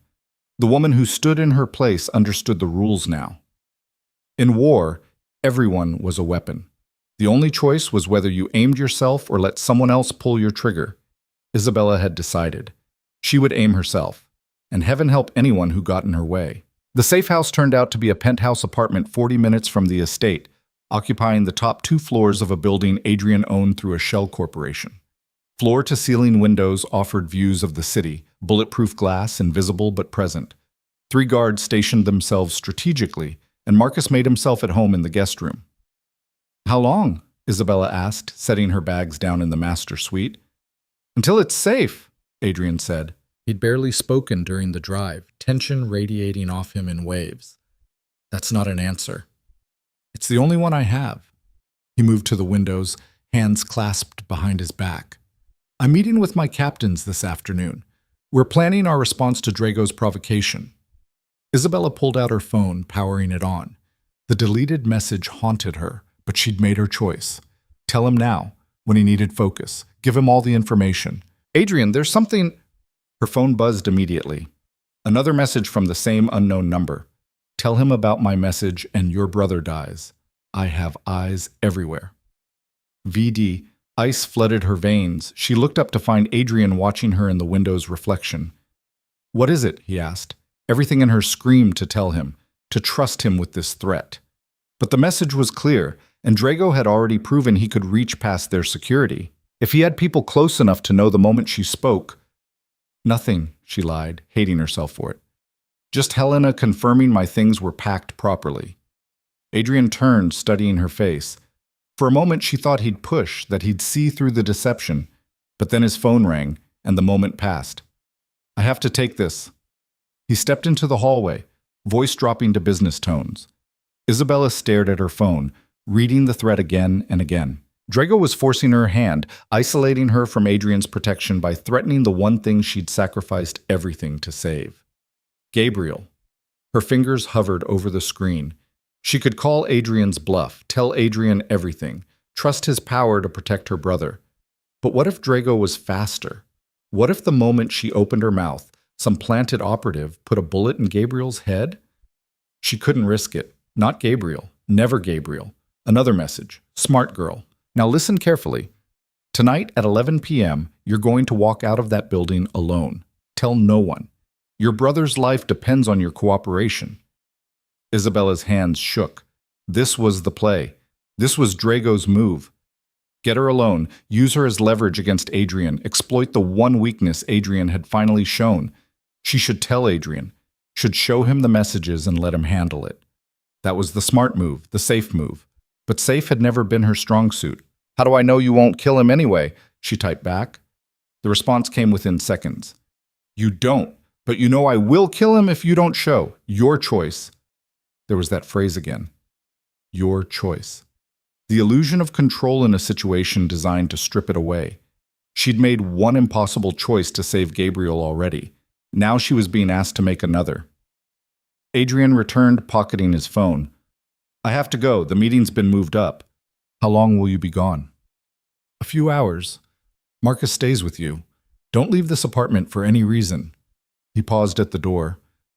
Isabella, if anything happens, I know. Trust Marcus. Run if necessary. Survive at all costs. She managed a smile that felt like glass. You've given me the speech. He crossed back to her, pulling her into a kiss that tasted like desperation and unspoken goodbyes. When he pulled back, his eyes searched hers. You'd tell me if something was wrong, wouldn't you? The lie came easier this time. Of course. He didn't believe her. She could see it in the way his jaw tightened, the way his fingers lingered on her face. But he also didn't have time to push, and they both knew it. I'll be back before dinner, he said. Stay safe. Then he was gone, and Isabella was alone with her guards, her fear, and her impossible choice. She spent the afternoon pretending everything was normal, made small talk with Marcus about training techniques, reviewed financial reports on her laptop, ate the lunch Helena had packed for her. All of it performance, her mind racing through scenarios, through options that all led to the same conclusion. If she told Marcus, he'd stop her from going. Lock her down, inform Adrian, mobilize their entire security apparatus. And Drago would kill Gabriel. Maybe not immediately. Maybe he'd make it hurt first. But her brother would die because she'd valued her own safety over his life. She couldn't live with that. Wouldn't. Which left one option, the stupid option, the reckless option, the option that might get her killed but would definitely save Gabriel. At 10 p.m., she excused herself to her room. Marcus barely looked up from his position in the living room, engrossed in whatever tactical planning occupied his tablet. Isabella changed into dark jeans and a black jacket, practical clothes, running clothes. She braided her hair back and slipped her phone into her pocket alongside the small knife Marcus had given her during training. Not much of a weapon, but better than nothing. The apartment had a service exit that led to a maintenance stairwell. She'd noticed it during her tour of the space, filed it away as an escape route if needed. Now it became her way out. At 10:55 p.m., she slipped from her room, moving silently through the hallway. Marcus's attention was focused on the main entrance, where threats would logically come from. He didn't see her ease open the service door and disappear into the stairwell. The descent was 42 flights. Her legs burned by the 20th floor, screamed by the 30th. She ignored the pain, counting floors, counting minutes, counting the cost of this decision with every step. The stairwell opened onto an alley behind the building. Empty, dark, wrong in ways that made her skin crawl. Her phone buzzed. Walk 2 blocks north. Black sedan will be waiting. Isabella hesitated at the mouth of the alley. This was it. The point of no return. Once she got in that car, she'd be at Drago's mercy, a hostage, a weapon aimed at Adrian's heart. But Gabriel would live. That had to be enough. She walked. The sedan was exactly where promised, idling at the curb with tinted windows that revealed nothing. The rear door opened as she approached. "Mrs. Moretti, so glad you could join us." The voice belonged to a man she didn't recognize. Average height, expensive suit, cold eyes that assessed her like merchandise. Not Drago himself. An intermediary. "Where's my brother?" Isabella demanded, not moving toward the car. "Safe, for now. Get in, and he stays that way." She climbed into the sedan, and the door closed behind her with the finality of a cell locking. The man slid in beside her, and the car pulled smoothly into traffic. "Phones," he said, holding out his hand. Isabella surrendered it without argument. He pulled the battery, tossed both pieces out the window. So much for Adrian tracking her location. "Where are we going?" she asked. "Somewhere your husband won't find you, at least not in time." The man smiled. "Mr. Drago wants to have a conversation with you about your marriage." "I have nothing to say to him." "You will." They drove for 30 minutes, leaving the city proper behind for industrial areas that grew progressively more desolate.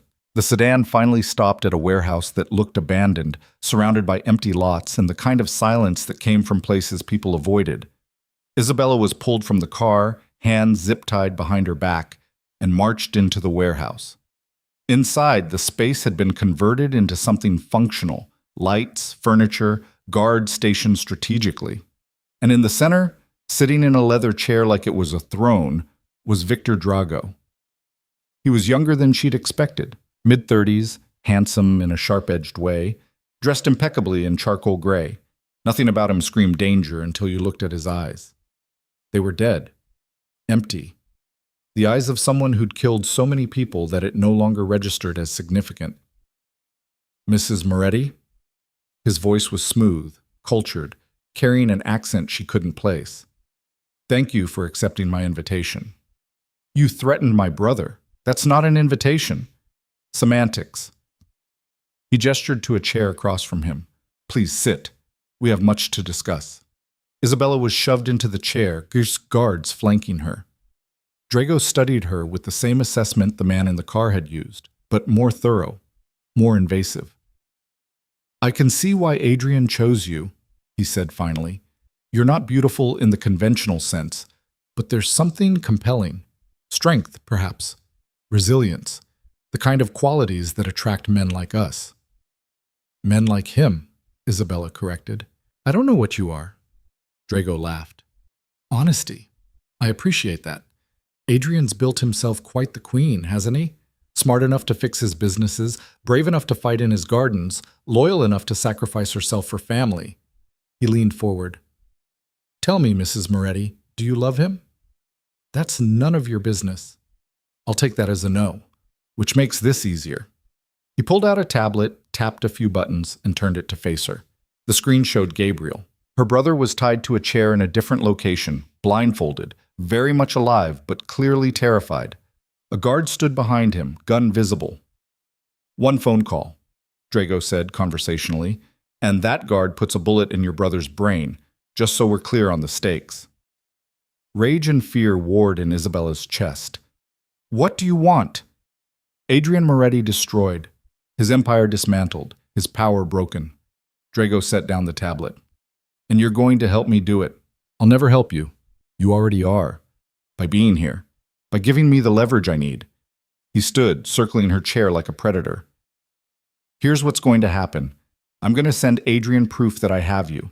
He's going to come for you, because men like him can't help themselves when it comes to their weaknesses. And when he does, I'll be ready with enough firepower to end him and everyone loyal to him. He'll know it's a trap. Of course he will. He'll come anyway, because you matter to him in ways that override strategy. Drago stopped in front of her. That's the difference between Adrian and me. I don't have weaknesses. I don't care about anyone enough to be exploited. That's why I'll win.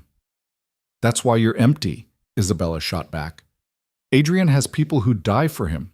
You just have people who fear you. When this goes bad, when your plan falls apart, you'll have no one. Drago's hand cracked across her face, the slap sharp enough to split her lip. Blood filled her mouth, copper and warm. Careful, Mrs. Moretti. Right now, you're valuable alive. That can change. He grabbed her chin, forcing her to meet his eyes. Adrian built his empire on loyalty and honor and all those pretty concepts that make him predictable.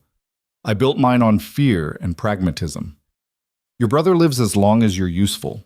The moment that changes, he dies. Do you understand? Isabella spat blood at his feet. Perfectly. He released her, wiping his hand on a handkerchief. Good. Now, let's send your husband a message. One of the guards set up a camera while another yanked Isabella's hair free of its braid, arranging her to look appropriately distressed, not difficult given the circumstances. Drago positioned himself behind her, gun pressed to her temple. Smile for the camera, Mrs. Moretti. The video lasted 30 seconds. Drago's demands were simple. Adrian's surrender, his territory, his complete capitulation. In exchange, Isabella and Gabriel would be released unharmed.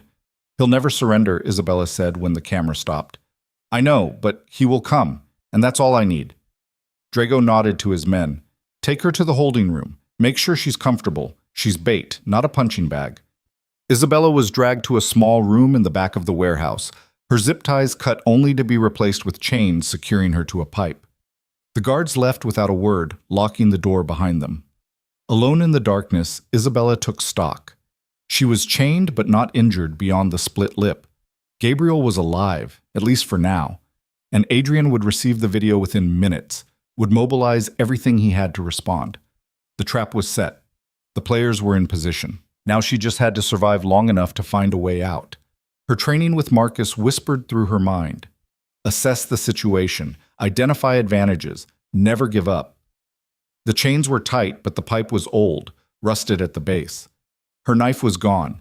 They'd found it during the pat-down, but the room contained debris, broken metal, things that could potentially be used if she was clever.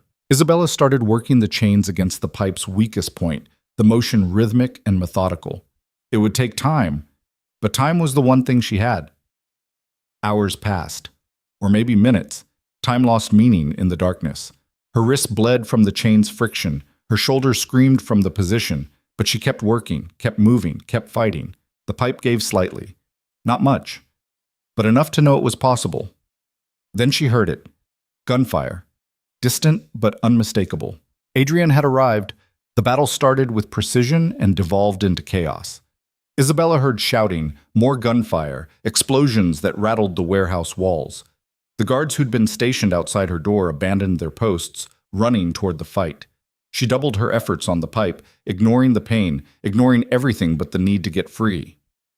The metal groaned, shifted, and finally gave way with a shriek of tortured steel. Isabella pulled the chains free, her hands shaking as she stood on unsteady legs. The door was locked but flimsy. She kicked it once, twice, 3 times before the wood splintered and gave way. The warehouse beyond was pandemonium. Adrian's men had breached multiple entry points, engaging Drago's forces in running firefights that turned the space into a war zone. She spotted Marcus across the warehouse, methodically taking down opponents with brutal efficiency. Then she saw Adrian. He moved through the chaos like death incarnate, putting down anyone who challenged him with cold precision. Blood spattered his face and clothes, but he barely seemed to notice, focused entirely on cutting a path toward the back of the warehouse, toward her. Adrian, she screamed over the gunfire. His head snapped toward her voice. Their eyes met across the carnage, and something in his expression shattered and reformed in the same instant. He started toward her, but movement caught Isabella's peripheral vision. Drago, emerging from cover, weapon raised and aimed directly at Adrian's unprotected back. Isabella didn't think, didn't hesitate. She grabbed a piece of metal pipe from the debris, charged forward, and swung with everything she had. The pipe connected with Drago's arm just as he fired. The bullet went wide, missing Adrian by inches. Drago stumbled and Isabella swung again, catching him in the ribs. He went down hard, gun skittering across the floor. Isabella dove for it, fingers closing around metal just as Drago grabbed her ankle. She kicked backward, connecting with his face, and rolled to her feet with the weapon now firmly in her grip. She'd never held a gun before, never wanted to. But Marcus's training had covered the basics, and muscle memory took over as she flicked off the safety and aimed at the man who'd threatened her brother. "Don't move," she said, voice steady despite the adrenaline. Drago laughed, blood streaming from his nose. "You won't shoot me. You're not a killer." "Try me!" He lunged. Isabella fired. The recoil shocked through her arms, the sound deafening even in the chaos. Drago collapsed, clutching his shoulder where the bullet had torn through. Not a kill shot. She'd aimed for center mass and pulled at the last second, some part of her unable to cross that final line. Then Adrian was there, pulling her back, checking her for injuries with hands that shook. "Are you hurt? Did he—" "I'm fine. Gabriel. He has Gabriel somewhere. Already handled. Marcus's team found him 20 minutes ago. He's safe." Relief nearly buckled her knees. Adrian caught her, holding her upright as the battle raged around them. "How did you find me so fast?" she asked. "I had a tracker sewn into your jacket lining. You didn't really think I'd let you go anywhere without insurance, did you?" He cupped her face, thumb gentle on her split lip. "When you disappeared from the penthouse, when Marcus called in a panic, I've never been more terrified in my life." "I'm sorry." He threatened Gabriel. "I couldn't. I know. I would have done the same." He pulled her into his chest, lips against her hair. "But never again, Isabella. Never risk yourself like that again." "Can't promise that." "I know." He pulled back and she saw something new in his eyes. Not just relief, not just fear, something deeper that took her breath away. "But I can promise that anyone who threatens you or your family will regret it." He turned to where Drago lay bleeding, Marcus's gun trained on him. The crime boss who'd seemed so confident earlier now looked small, defeated, watching his empire burn around him. "Victor Drago," Adrian said, voice carrying across the warehouse even as the gunfire began to die down. "You made a fatal mistake. You touched what's mine." "She's just a woman," Drago spat. "Just another—" The gunshot cut him off. Adrian had fired without hesitation, without mercy. Drago's body slumped, eyes empty. The threat finally ended. Isabella should have felt horror, should have recoiled from the casual violence. Instead, she felt only exhausted relief. It was over. The war was over. "Boss," Marcus called out, "we've secured the building. Drago's men are either dead or surrendered, and we've found the evidence."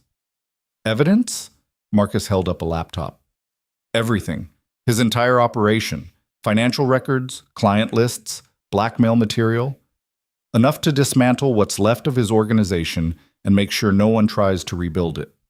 Adrian nodded, then turned back to Isabella. "Can you walk?" "Yes." "Then let's go home." The cleanup took hours. Adrian's people swept through the warehouse, securing evidence, dealing with bodies, erasing any trace that would point back to them. Isabella sat in one of the cars, wrapped in Adrian's jacket, watching the organized efficiency of career criminals covering their tracks. Gabriel was brought to her, shaken but unharmed. He threw himself into her arms, 16 years old and trying not to cry. "I was so scared," he whispered. "They grabbed me after practice, threw me in a van. I thought, I know, but you're safe now." She held him tight, breathing in the familiar scent of his cologne and the sweat from fear. "You're safe. Those men said they work for Adrian, that he sent them to protect me." Gabriel pulled back, confusion written across his face. "Bella, what's going on? Why do you need protection? What aren't you telling me?" Isabella looked at Adrian, who stood nearby, giving orders to his men. He met her gaze and gave a slight nod. Permission, maybe. Or acknowledgement that the time for secrets had passed. Come on, she said to her brother. It's time you knew the whole truth. On the drive back to the estate, she told Gabriel everything. The debt, the marriage, the world she'd entered to save him. He listened in silence, his expression cycling through shock, anger, understanding, and finally, a grudging respect. You did all this for me? He asked quietly. For you and Mom, for our family. That's insane. Probably. She managed a tired smile. But it's done now. Drago's gone. The threat's over. You can go back to school, to football, to being a normal kid. I'm not a kid anymore. Gabriel looked at Adrian. And you're not going to hurt my sister, right? Because debt or no debt, if you hurt her, I'd expect you to try to kill me, Adrian finished, and I'd respect you for it. But no, Gabriel, I'm not going to hurt her, ever. The conviction in his voice left no room for doubt. The estate appeared in the distance, lit up against the night sky. Home. When had she started thinking of it as home? What happens now? Isabella asked. Now you rest, Adrian said. Drago's organization will collapse without him.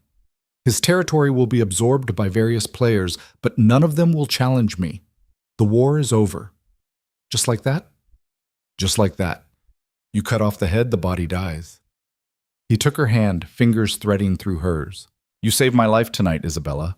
That pipe swing, grabbing Drago's gun, you could have run, should have run, but you stayed and you fought. You would have done the same for me. Without hesitation, he brought her hand to his lips. You've become something I never expected. Not just my wife, my partner, my equal, the woman I... He stopped, the words caught in his throat. Isabella understood. Some things were too big to say yet, too new, too fragile. I know, she said softly. Me too. It was enough. For now, it was enough. The car pulled through the gates, and Isabella felt something loosen in her chest. They'd survived. All of them. Against odds that should have crushed them, they'd survived. Tomorrow would bring new challenges, questions about Drago's death, cleanup of his organization, the constant maintenance required to hold power in Adrian's world. But tonight, they could rest. Tonight, they could simply be grateful to be alive. Gabriel stayed at the estate that night, sleeping in a guest room under heavy guard while Isabella finally allowed herself to collapse. Adrian insisted on personally treating the cuts on her wrists, his touch gentle as he cleaned and bandaged the wounds from the chains. You should have told me about the messages, he said quietly, not looking up from his work. You knew? I suspected. You're a terrible liar when it matters. He secured the last bandage. But I understand why you didn't. Drago knew exactly which pressure point to exploit. I couldn't risk Gabriel. I know, and I can't be angry about that, much as I want to be. He finally met her eyes. But we're partners now, Isabella, really partners. That means trusting me with the impossible choices, too. Even when trust could get someone killed? Especially then, because I have resources you don't. Ways to protect people that don't involve walking into traps alone. His hand cupped her face. You're brilliant with finances, capable in a fight, brave beyond reason, but you're not invincible. And I need you to understand that your life matters, not just as my wife, as yourself. As the woman who's become... He trailed off again, that same reluctance to voice what hung between them. Isabella leaned into his palm, exhaustion making her bold. The woman you love? Adrian's breath caught. Yes. The word hung in the air, simple and devastating. He'd manipulated her life, orchestrated her choices, forced her into this marriage through circumstances he'd helped create. By any rational measure, she should hate him. Instead, she understood him. The loneliness of power, the weight of a crown inherited too young, the desperate need for something real in a world built on lies and violence. I don't know if I love you yet, she said honestly, but I know I don't want to lose you. I know I'd fight for you, kill for you, apparently. That's something. That's everything. He pulled her close, and for the first time since their wedding night, she went willingly into his arms. Get some sleep. Tomorrow we deal with the aftermath. The aftermath proved more complicated than Isabella had anticipated. Drago's death created a power vacuum that sent shockwaves through the criminal underworld. For 3 days, Adrian barely slept, managing the delicate politics of absorbing territory, negotiating with rivals, ensuring that Drago's collapse didn't spark wider conflict. Isabella watched him work with growing understanding. This was what ruling looked like. Not the dramatic violence of the warehouse battle, but the endless calculations, the careful diplomacy, the exhausting maintenance of an empire built on shifting alliances and controlled violence. "You need to eat," she said on the third night, finding him in his study surrounded by phones and laptops. "Later." "Adrian." She moved around his desk, placing herself between him and his work. "You're no good to anyone if you collapse. Eat, sleep, then solve the world's problems." He looked up at her with red-rimmed eyes.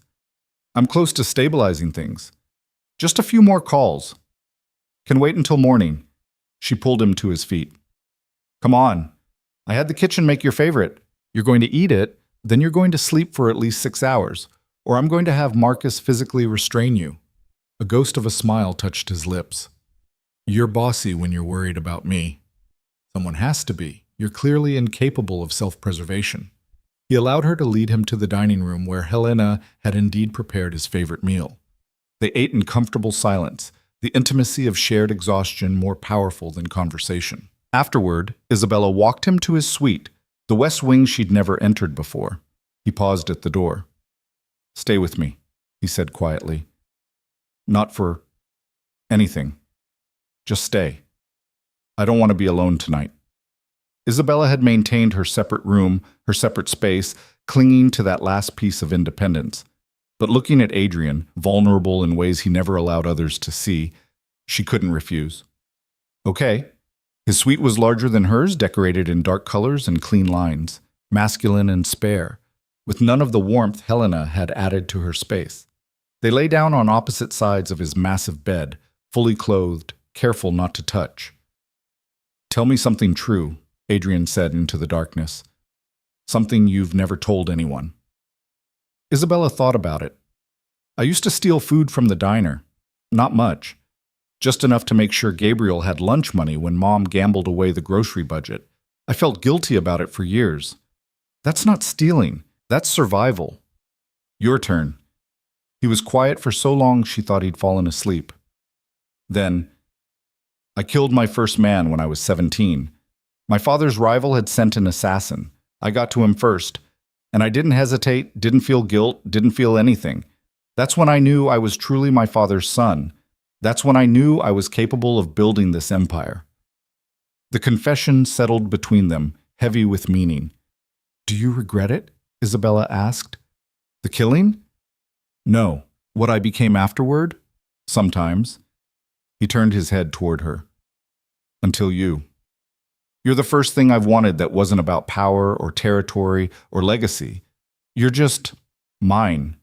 By choice now, not by contract." "I'm not yours, Adrian. I'm my own." "I know. That's what makes it matter." She felt his hand find hers in the darkness, fingers interlacing.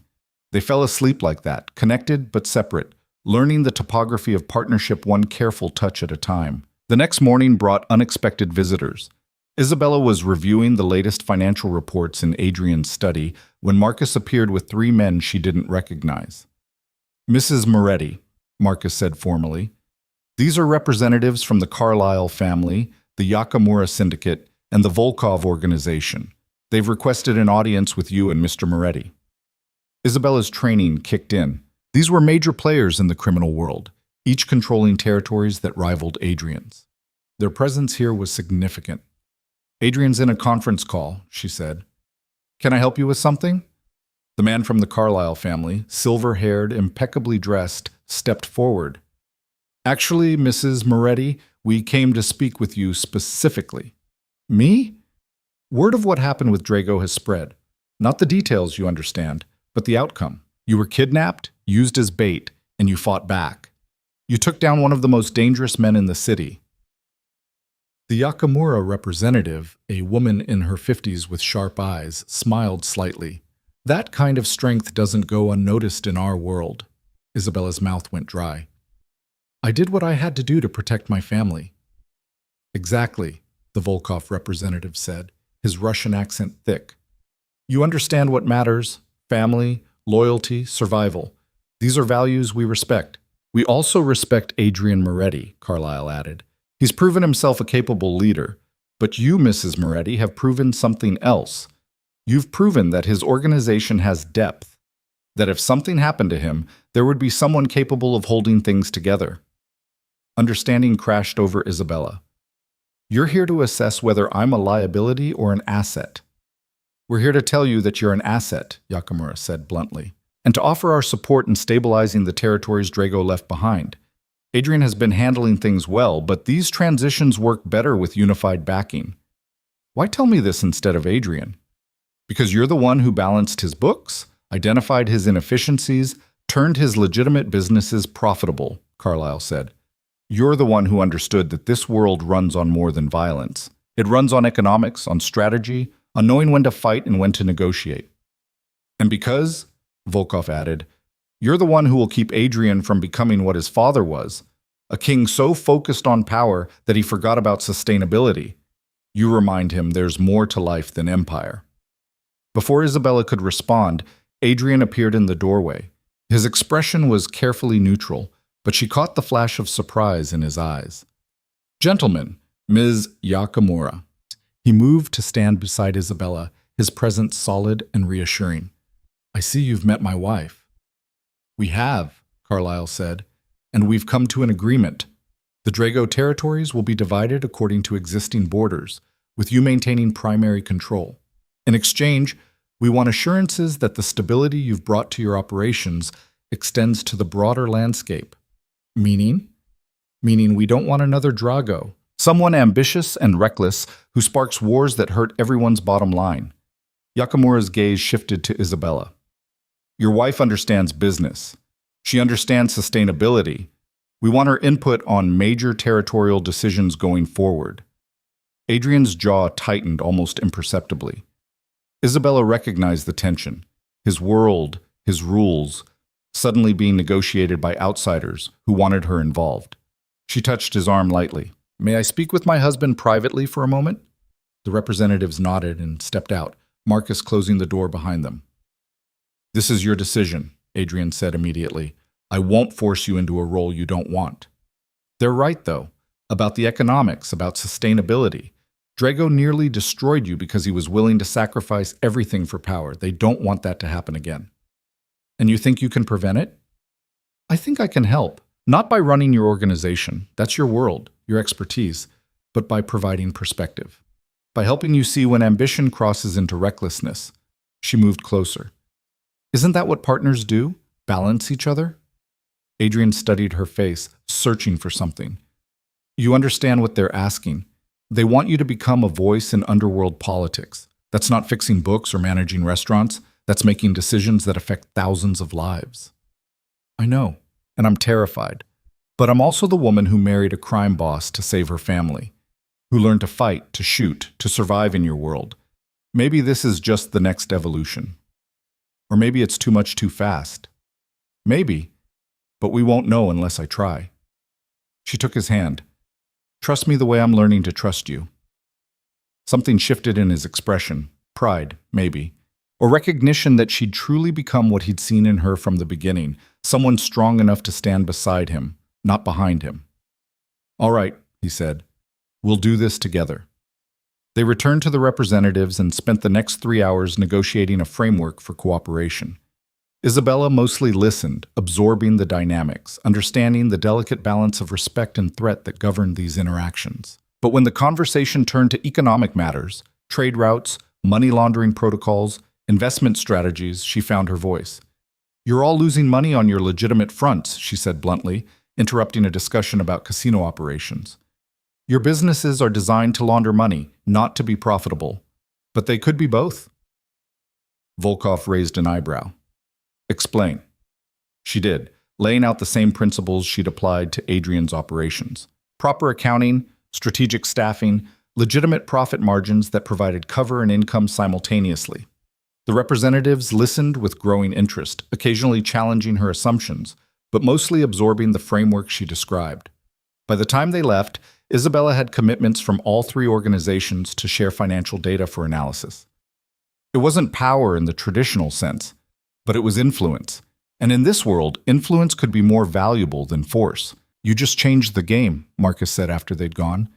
They came here to assess you, and you ended up offering them something they didn't know they needed. They still don't trust me. No, Adrian agreed, but they respect you. That's rarer and more useful. The weeks that followed established new rhythms. Isabella split her time between managing Adrian's legitimate empire and consulting with other organizations on financial optimization. She didn't involve herself in the criminal aspects, didn't ask about shipments or enforcement or the dark business that funded everything. That remained Adrian's domain, but she became known, respected. The crime boss's wife who understood that violence was expensive and peace was profitable. Gabriel returned to school with a security detail he barely noticed, so thoroughly had Marcus's people integrated into the background. He'd adjusted to his sister's new reality with the resilience of youth, even finding dark humor in telling his friends his brother-in-law was in import/export. Maria, Isabella's mother, was another matter. After 3 months in a rehabilitation facility Adrian had quietly arranged, she emerged clear-eyed and sober for the first time in years. Isabella met her at a cafe halfway between the estate and the city, neutral ground. "You look different," Maria said, studying her daughter. "Harder. Older." "I am different." Isabella didn't sugarcoat it. "I had to become someone else to survive what you did to us." Her mother flinched. "I know, and I'm sorry. I'm so sorry." "Sorry doesn't undo the debt. Sorry doesn't give me back my choices." "No, but maybe—" Maria's hands shook as she wrapped them around her coffee cup. "Maybe I can make sure Gabriel doesn't pay for my mistakes. The counselor in rehab helped me see what I was doing, how my addiction wasn't just hurting me." "I stole your life, Isabella." "You did." The acknowledgement hung between them, painful and necessary. "But I've built something from what you forced me into. I'm not happy about how I got here, but I'm not miserable anymore either." "Do you love him? Your husband?"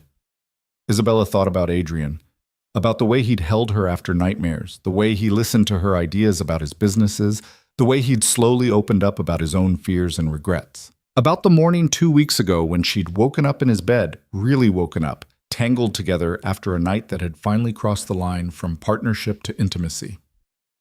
"Yes," she said, "I think I do." "Then maybe some good came from my terrible choices." "Maybe. But Mom—" Isabella met her mother's eyes. "You need to understand something. I'm not the daughter you knew." "I can't be.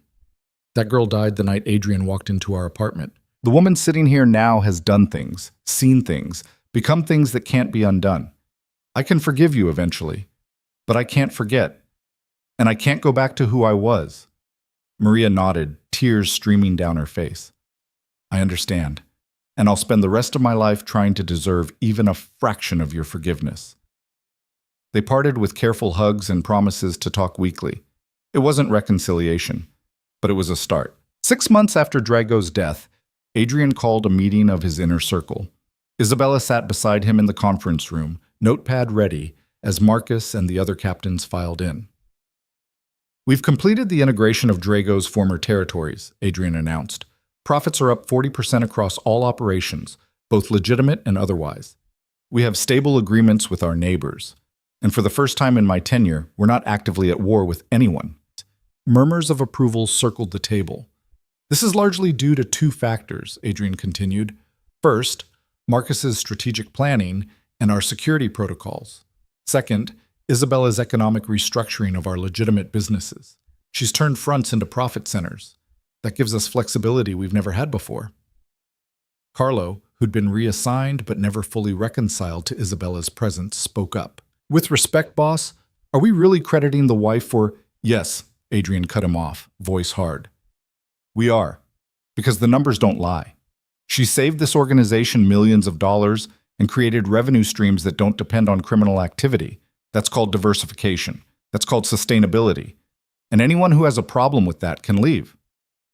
Silence. Carlo looked away first. "Good. Now, on to new business."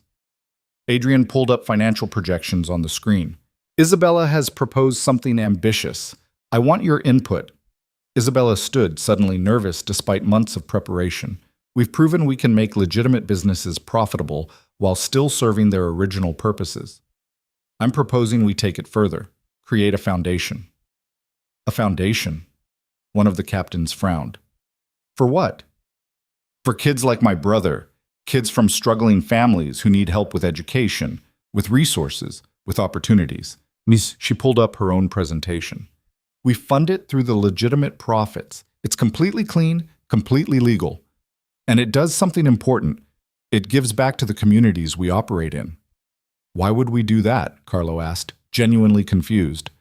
Because goodwill is currency, Isabella explained. Because when communities see us helping instead of just taking, they're less likely to cooperate with law enforcement, because it's the right thing to do. And because, she glanced at Adrian, who nodded encouragement, because some of us want to build something that lasts beyond violence and fear. The room erupted in debate. Some saw the strategic value immediately. Others thought it was naive. But Adrian let them argue it out, only speaking when the discussion reached a natural pause. We're doing it, he said simply. The foundation will be Isabella's project, with full organizational backing. Any questions? There were none. Adrian's word was law. After the meeting, Marcus lingered. You're really going soft, boss. Am I? Adrian's smile was sharp. Or am I ensuring that when we inevitably face scrutiny, we have something positive to point to? Community investment, charitable work, legitimate business success? Makes it harder to paint us as purely criminal. Clever, Marcus turned to Isabella. You're turning him into a different kind of king.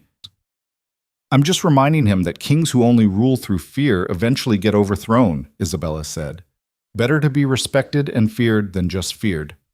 Your father would hate this, Marcus told Adrian. I know. That's how I know it's right. The foundation launched 3 months later. The Isabella Cruz Moretti Foundation for Educational Excellence. The name made her uncomfortable. She'd never sought that kind of visibility. But Adrian had insisted. You're the face of our legitimacy, he'd said. People need to see you. Need to associate our name with something positive. The foundation provided scholarships, tutoring programs, mentorship opportunities. Gabriel was the first recipient, his college education fully funded. Others followed, kids from neighborhoods that had only known the Moretti name as something to fear. Isabella threw herself into the work with the same intensity she'd brought to fixing Adrian's books. It felt good. Building something that helped instead of exploited. Creating opportunities instead of taking them away. One evening, she found Adrian on the estate's terrace, looking out over the city lights. She joined him, sliding under his arm in a gesture that had become natural over the months. Regret marrying me yet? She asked, only half joking. Never. You? Ask me in 20 years. He laughed, pulling her closer. Fair enough, though I should warn you, I'm planning to keep you around much longer than that. Presumptuous. Confident. He turned her to face him, hands framing her face in that way that still made her breath catch. I love you, Isabella. Not because you were a debt payment, not because you're useful to my organization, but because you're you, strong and stubborn and completely unwilling to let me get away with anything. I love you too, she said, the words easier now than they'd been the first time. Even though you manipulated my life and forced me into this marriage, and turned me into someone I never thought I'd be. Is that person someone you can live with? Isabella thought about it. The waitress who'd served coffee was gone. In her place stood a woman who'd fought her way through kidnapping and violence, who'd learned to navigate criminal politics, who'd built legitimate businesses and charitable foundations, who'd married a crime boss and somehow, against all logic, fallen in love with him. Yeah, she said finally. I think she's someone I can live with. They married again a year later, not because the first wedding wasn't legal, but because Isabella wanted Gabriel to walk her down an aisle by choice this time, wanted her mother sober in the front row, wanted Helena and Marcus and even Carlo to witness a ceremony that meant something beyond contracts and debts. The wedding was small, private, held in the estate gardens under lights that turned the evening into magic. Adrian wore the same expression he'd worn at their first wedding, serious, intense, almost reverent. But this time, when they exchanged vows, both of them meant every word. I promise to be your partner, Isabella said, hands clasped with his. To challenge you when you're wrong, to support you when you're right, and to remind you that power means nothing without purpose. I promise to protect you, Adrian replied, to value your strength, to trust your judgment, and to never take for granted that you chose to stay when you could have run. They kissed to applause from their small gathering, and Isabella felt something settle in her chest. This was real. This was chosen. This was theirs. Gabriel gave a toast that had everyone laughing and crying, talking about his sister who'd sacrificed everything for family and found herself in the process. Maria apologized publicly for the mistakes that had led them here, then thanked Adrian for loving her daughter the way she deserved. Marcus made inappropriate jokes about his boss going soft, and Isabella being the only person who could make the fearsome Adrian Moretti do paperwork. It was perfect. Messy and complicated and built on foundations that would horrify most people, but perfect for them. Later, dancing with Adrian under the stars, Isabella thought about the journey that had brought them here. The impossible choice in a cramped apartment, the forced marriage to a stranger, the slow transformation from prisoner to partner to something that transcended both. "What are you thinking?" Adrian murmured against her hair. "That I never would have chosen this life. But now that I'm here, I can't imagine being anywhere else." "Regrets?" "A few, but not about you, not anymore." He pulled back to look at her, love written plainly across his face. "Good. Because you're stuck with me now, Mrs. Moretti.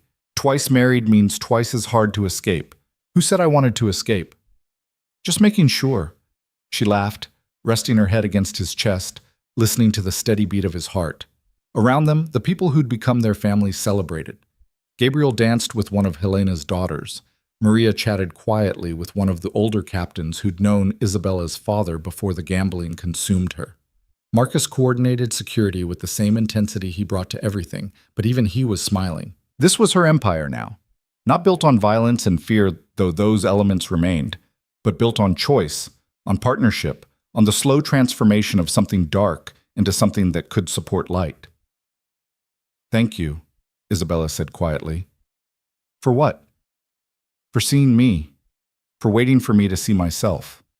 For giving me time to choose you." Adrian's arms tightened around her. "Thank you for choosing me, for staying when every instinct probably told you to run, for believing I could be more than what my father made me. You are more. We both are." They swayed together as the music played. Two people who'd been forced together by debt and manipulation finding their way to something genuine. It wasn't a fairy tale. Their story would never be clean or simple or something you'd tell children at bedtime, but it was theirs. Built on truth and blood and the hard work of becoming partners in a world that didn't believe in happy endings. Isabella had started as payment for a debt. She'd become a wife by contract, then a partner by necessity. And finally, impossibly, she'd become what neither of them had planned for. The woman who stood beside a king, not because she had to, but because she wanted to. Months later, Isabella stood on the same terrace where Adrian had once found her, looking out over the city that now felt like hers to protect as much as his. The foundation had expanded to 3 cities. Their legitimate businesses were thriving, and the criminal empire, while still present, operated with a precision and restraint that would have shocked Adrian's father. She wore a simple dress, her hand resting on her stomach where new life grew, a surprise, a complication, and a joy all tangled together. They hadn't planned for children, hadn't discussed bringing innocence into their complicated world, but life had its own plans. Adrian joined her, his hand covering hers. Nervous? Terrified. This world isn't safe for children.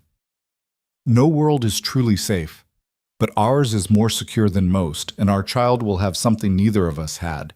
2 parents who chose each other, who built something together, who understand that power without purpose is empty. And if they want nothing to do with this life, then we give them the choice, the real choice, not the one I forced on you. He turned her to face him. We can be better than our parents were. We can break cycles instead of continuing them. Isabella leaned into his chest, letting his strength support her. When did you become so wise? When I married a woman who wouldn't let me get away with being anything less. He kissed the top of her head. We're going to be okay, Isabella. All of us. I promise. She believed him. Against all odds, against every rational argument, she believed him. Because they'd already survived the impossible. They'd turned a forced marriage into real partnership. They'd transformed a crime empire into something that could support legitimate good. They'd chosen each other over and over again until the choice became permanent. Whatever came next, parenthood, power struggles, the constant navigation of their complicated world, they would face it together. Isabella Cruz had been offered as payment for a debt she didn't owe. She'd accepted to save the people she loved, and somehow, impossibly, she'd found herself in the process, found purpose, found partnership, found love in the last place she'd ever expected to look. She was Mrs. Moretti now, not by force, not by contract, but by choice. And this time, that choice was entirely, completely, unequivocally hers. The city lights sparkled below them, a kingdom built on shadows and violence and the slow work of redemption. Their kingdom now, their responsibility, their legacy to shape. Isabella smiled, feeling Adrian's arms around her, feeling the life growing inside her, feeling the weight and wonder of everything they'd built together. She'd been invisible once, a waitress serving coffee, believing she'd never matter to anyone beyond her immediate family. Now she stood at the center of an empire, recognized and respected, feared, and, by some, loved. The transformation had cost her everything she'd been, but it had given her everything she'd never known she could become. And that, she decided, was worth every impossible choice, every terrifying moment, every sacrifice along the way. This was her story, her life, her choice. And she would defend it with everything she had.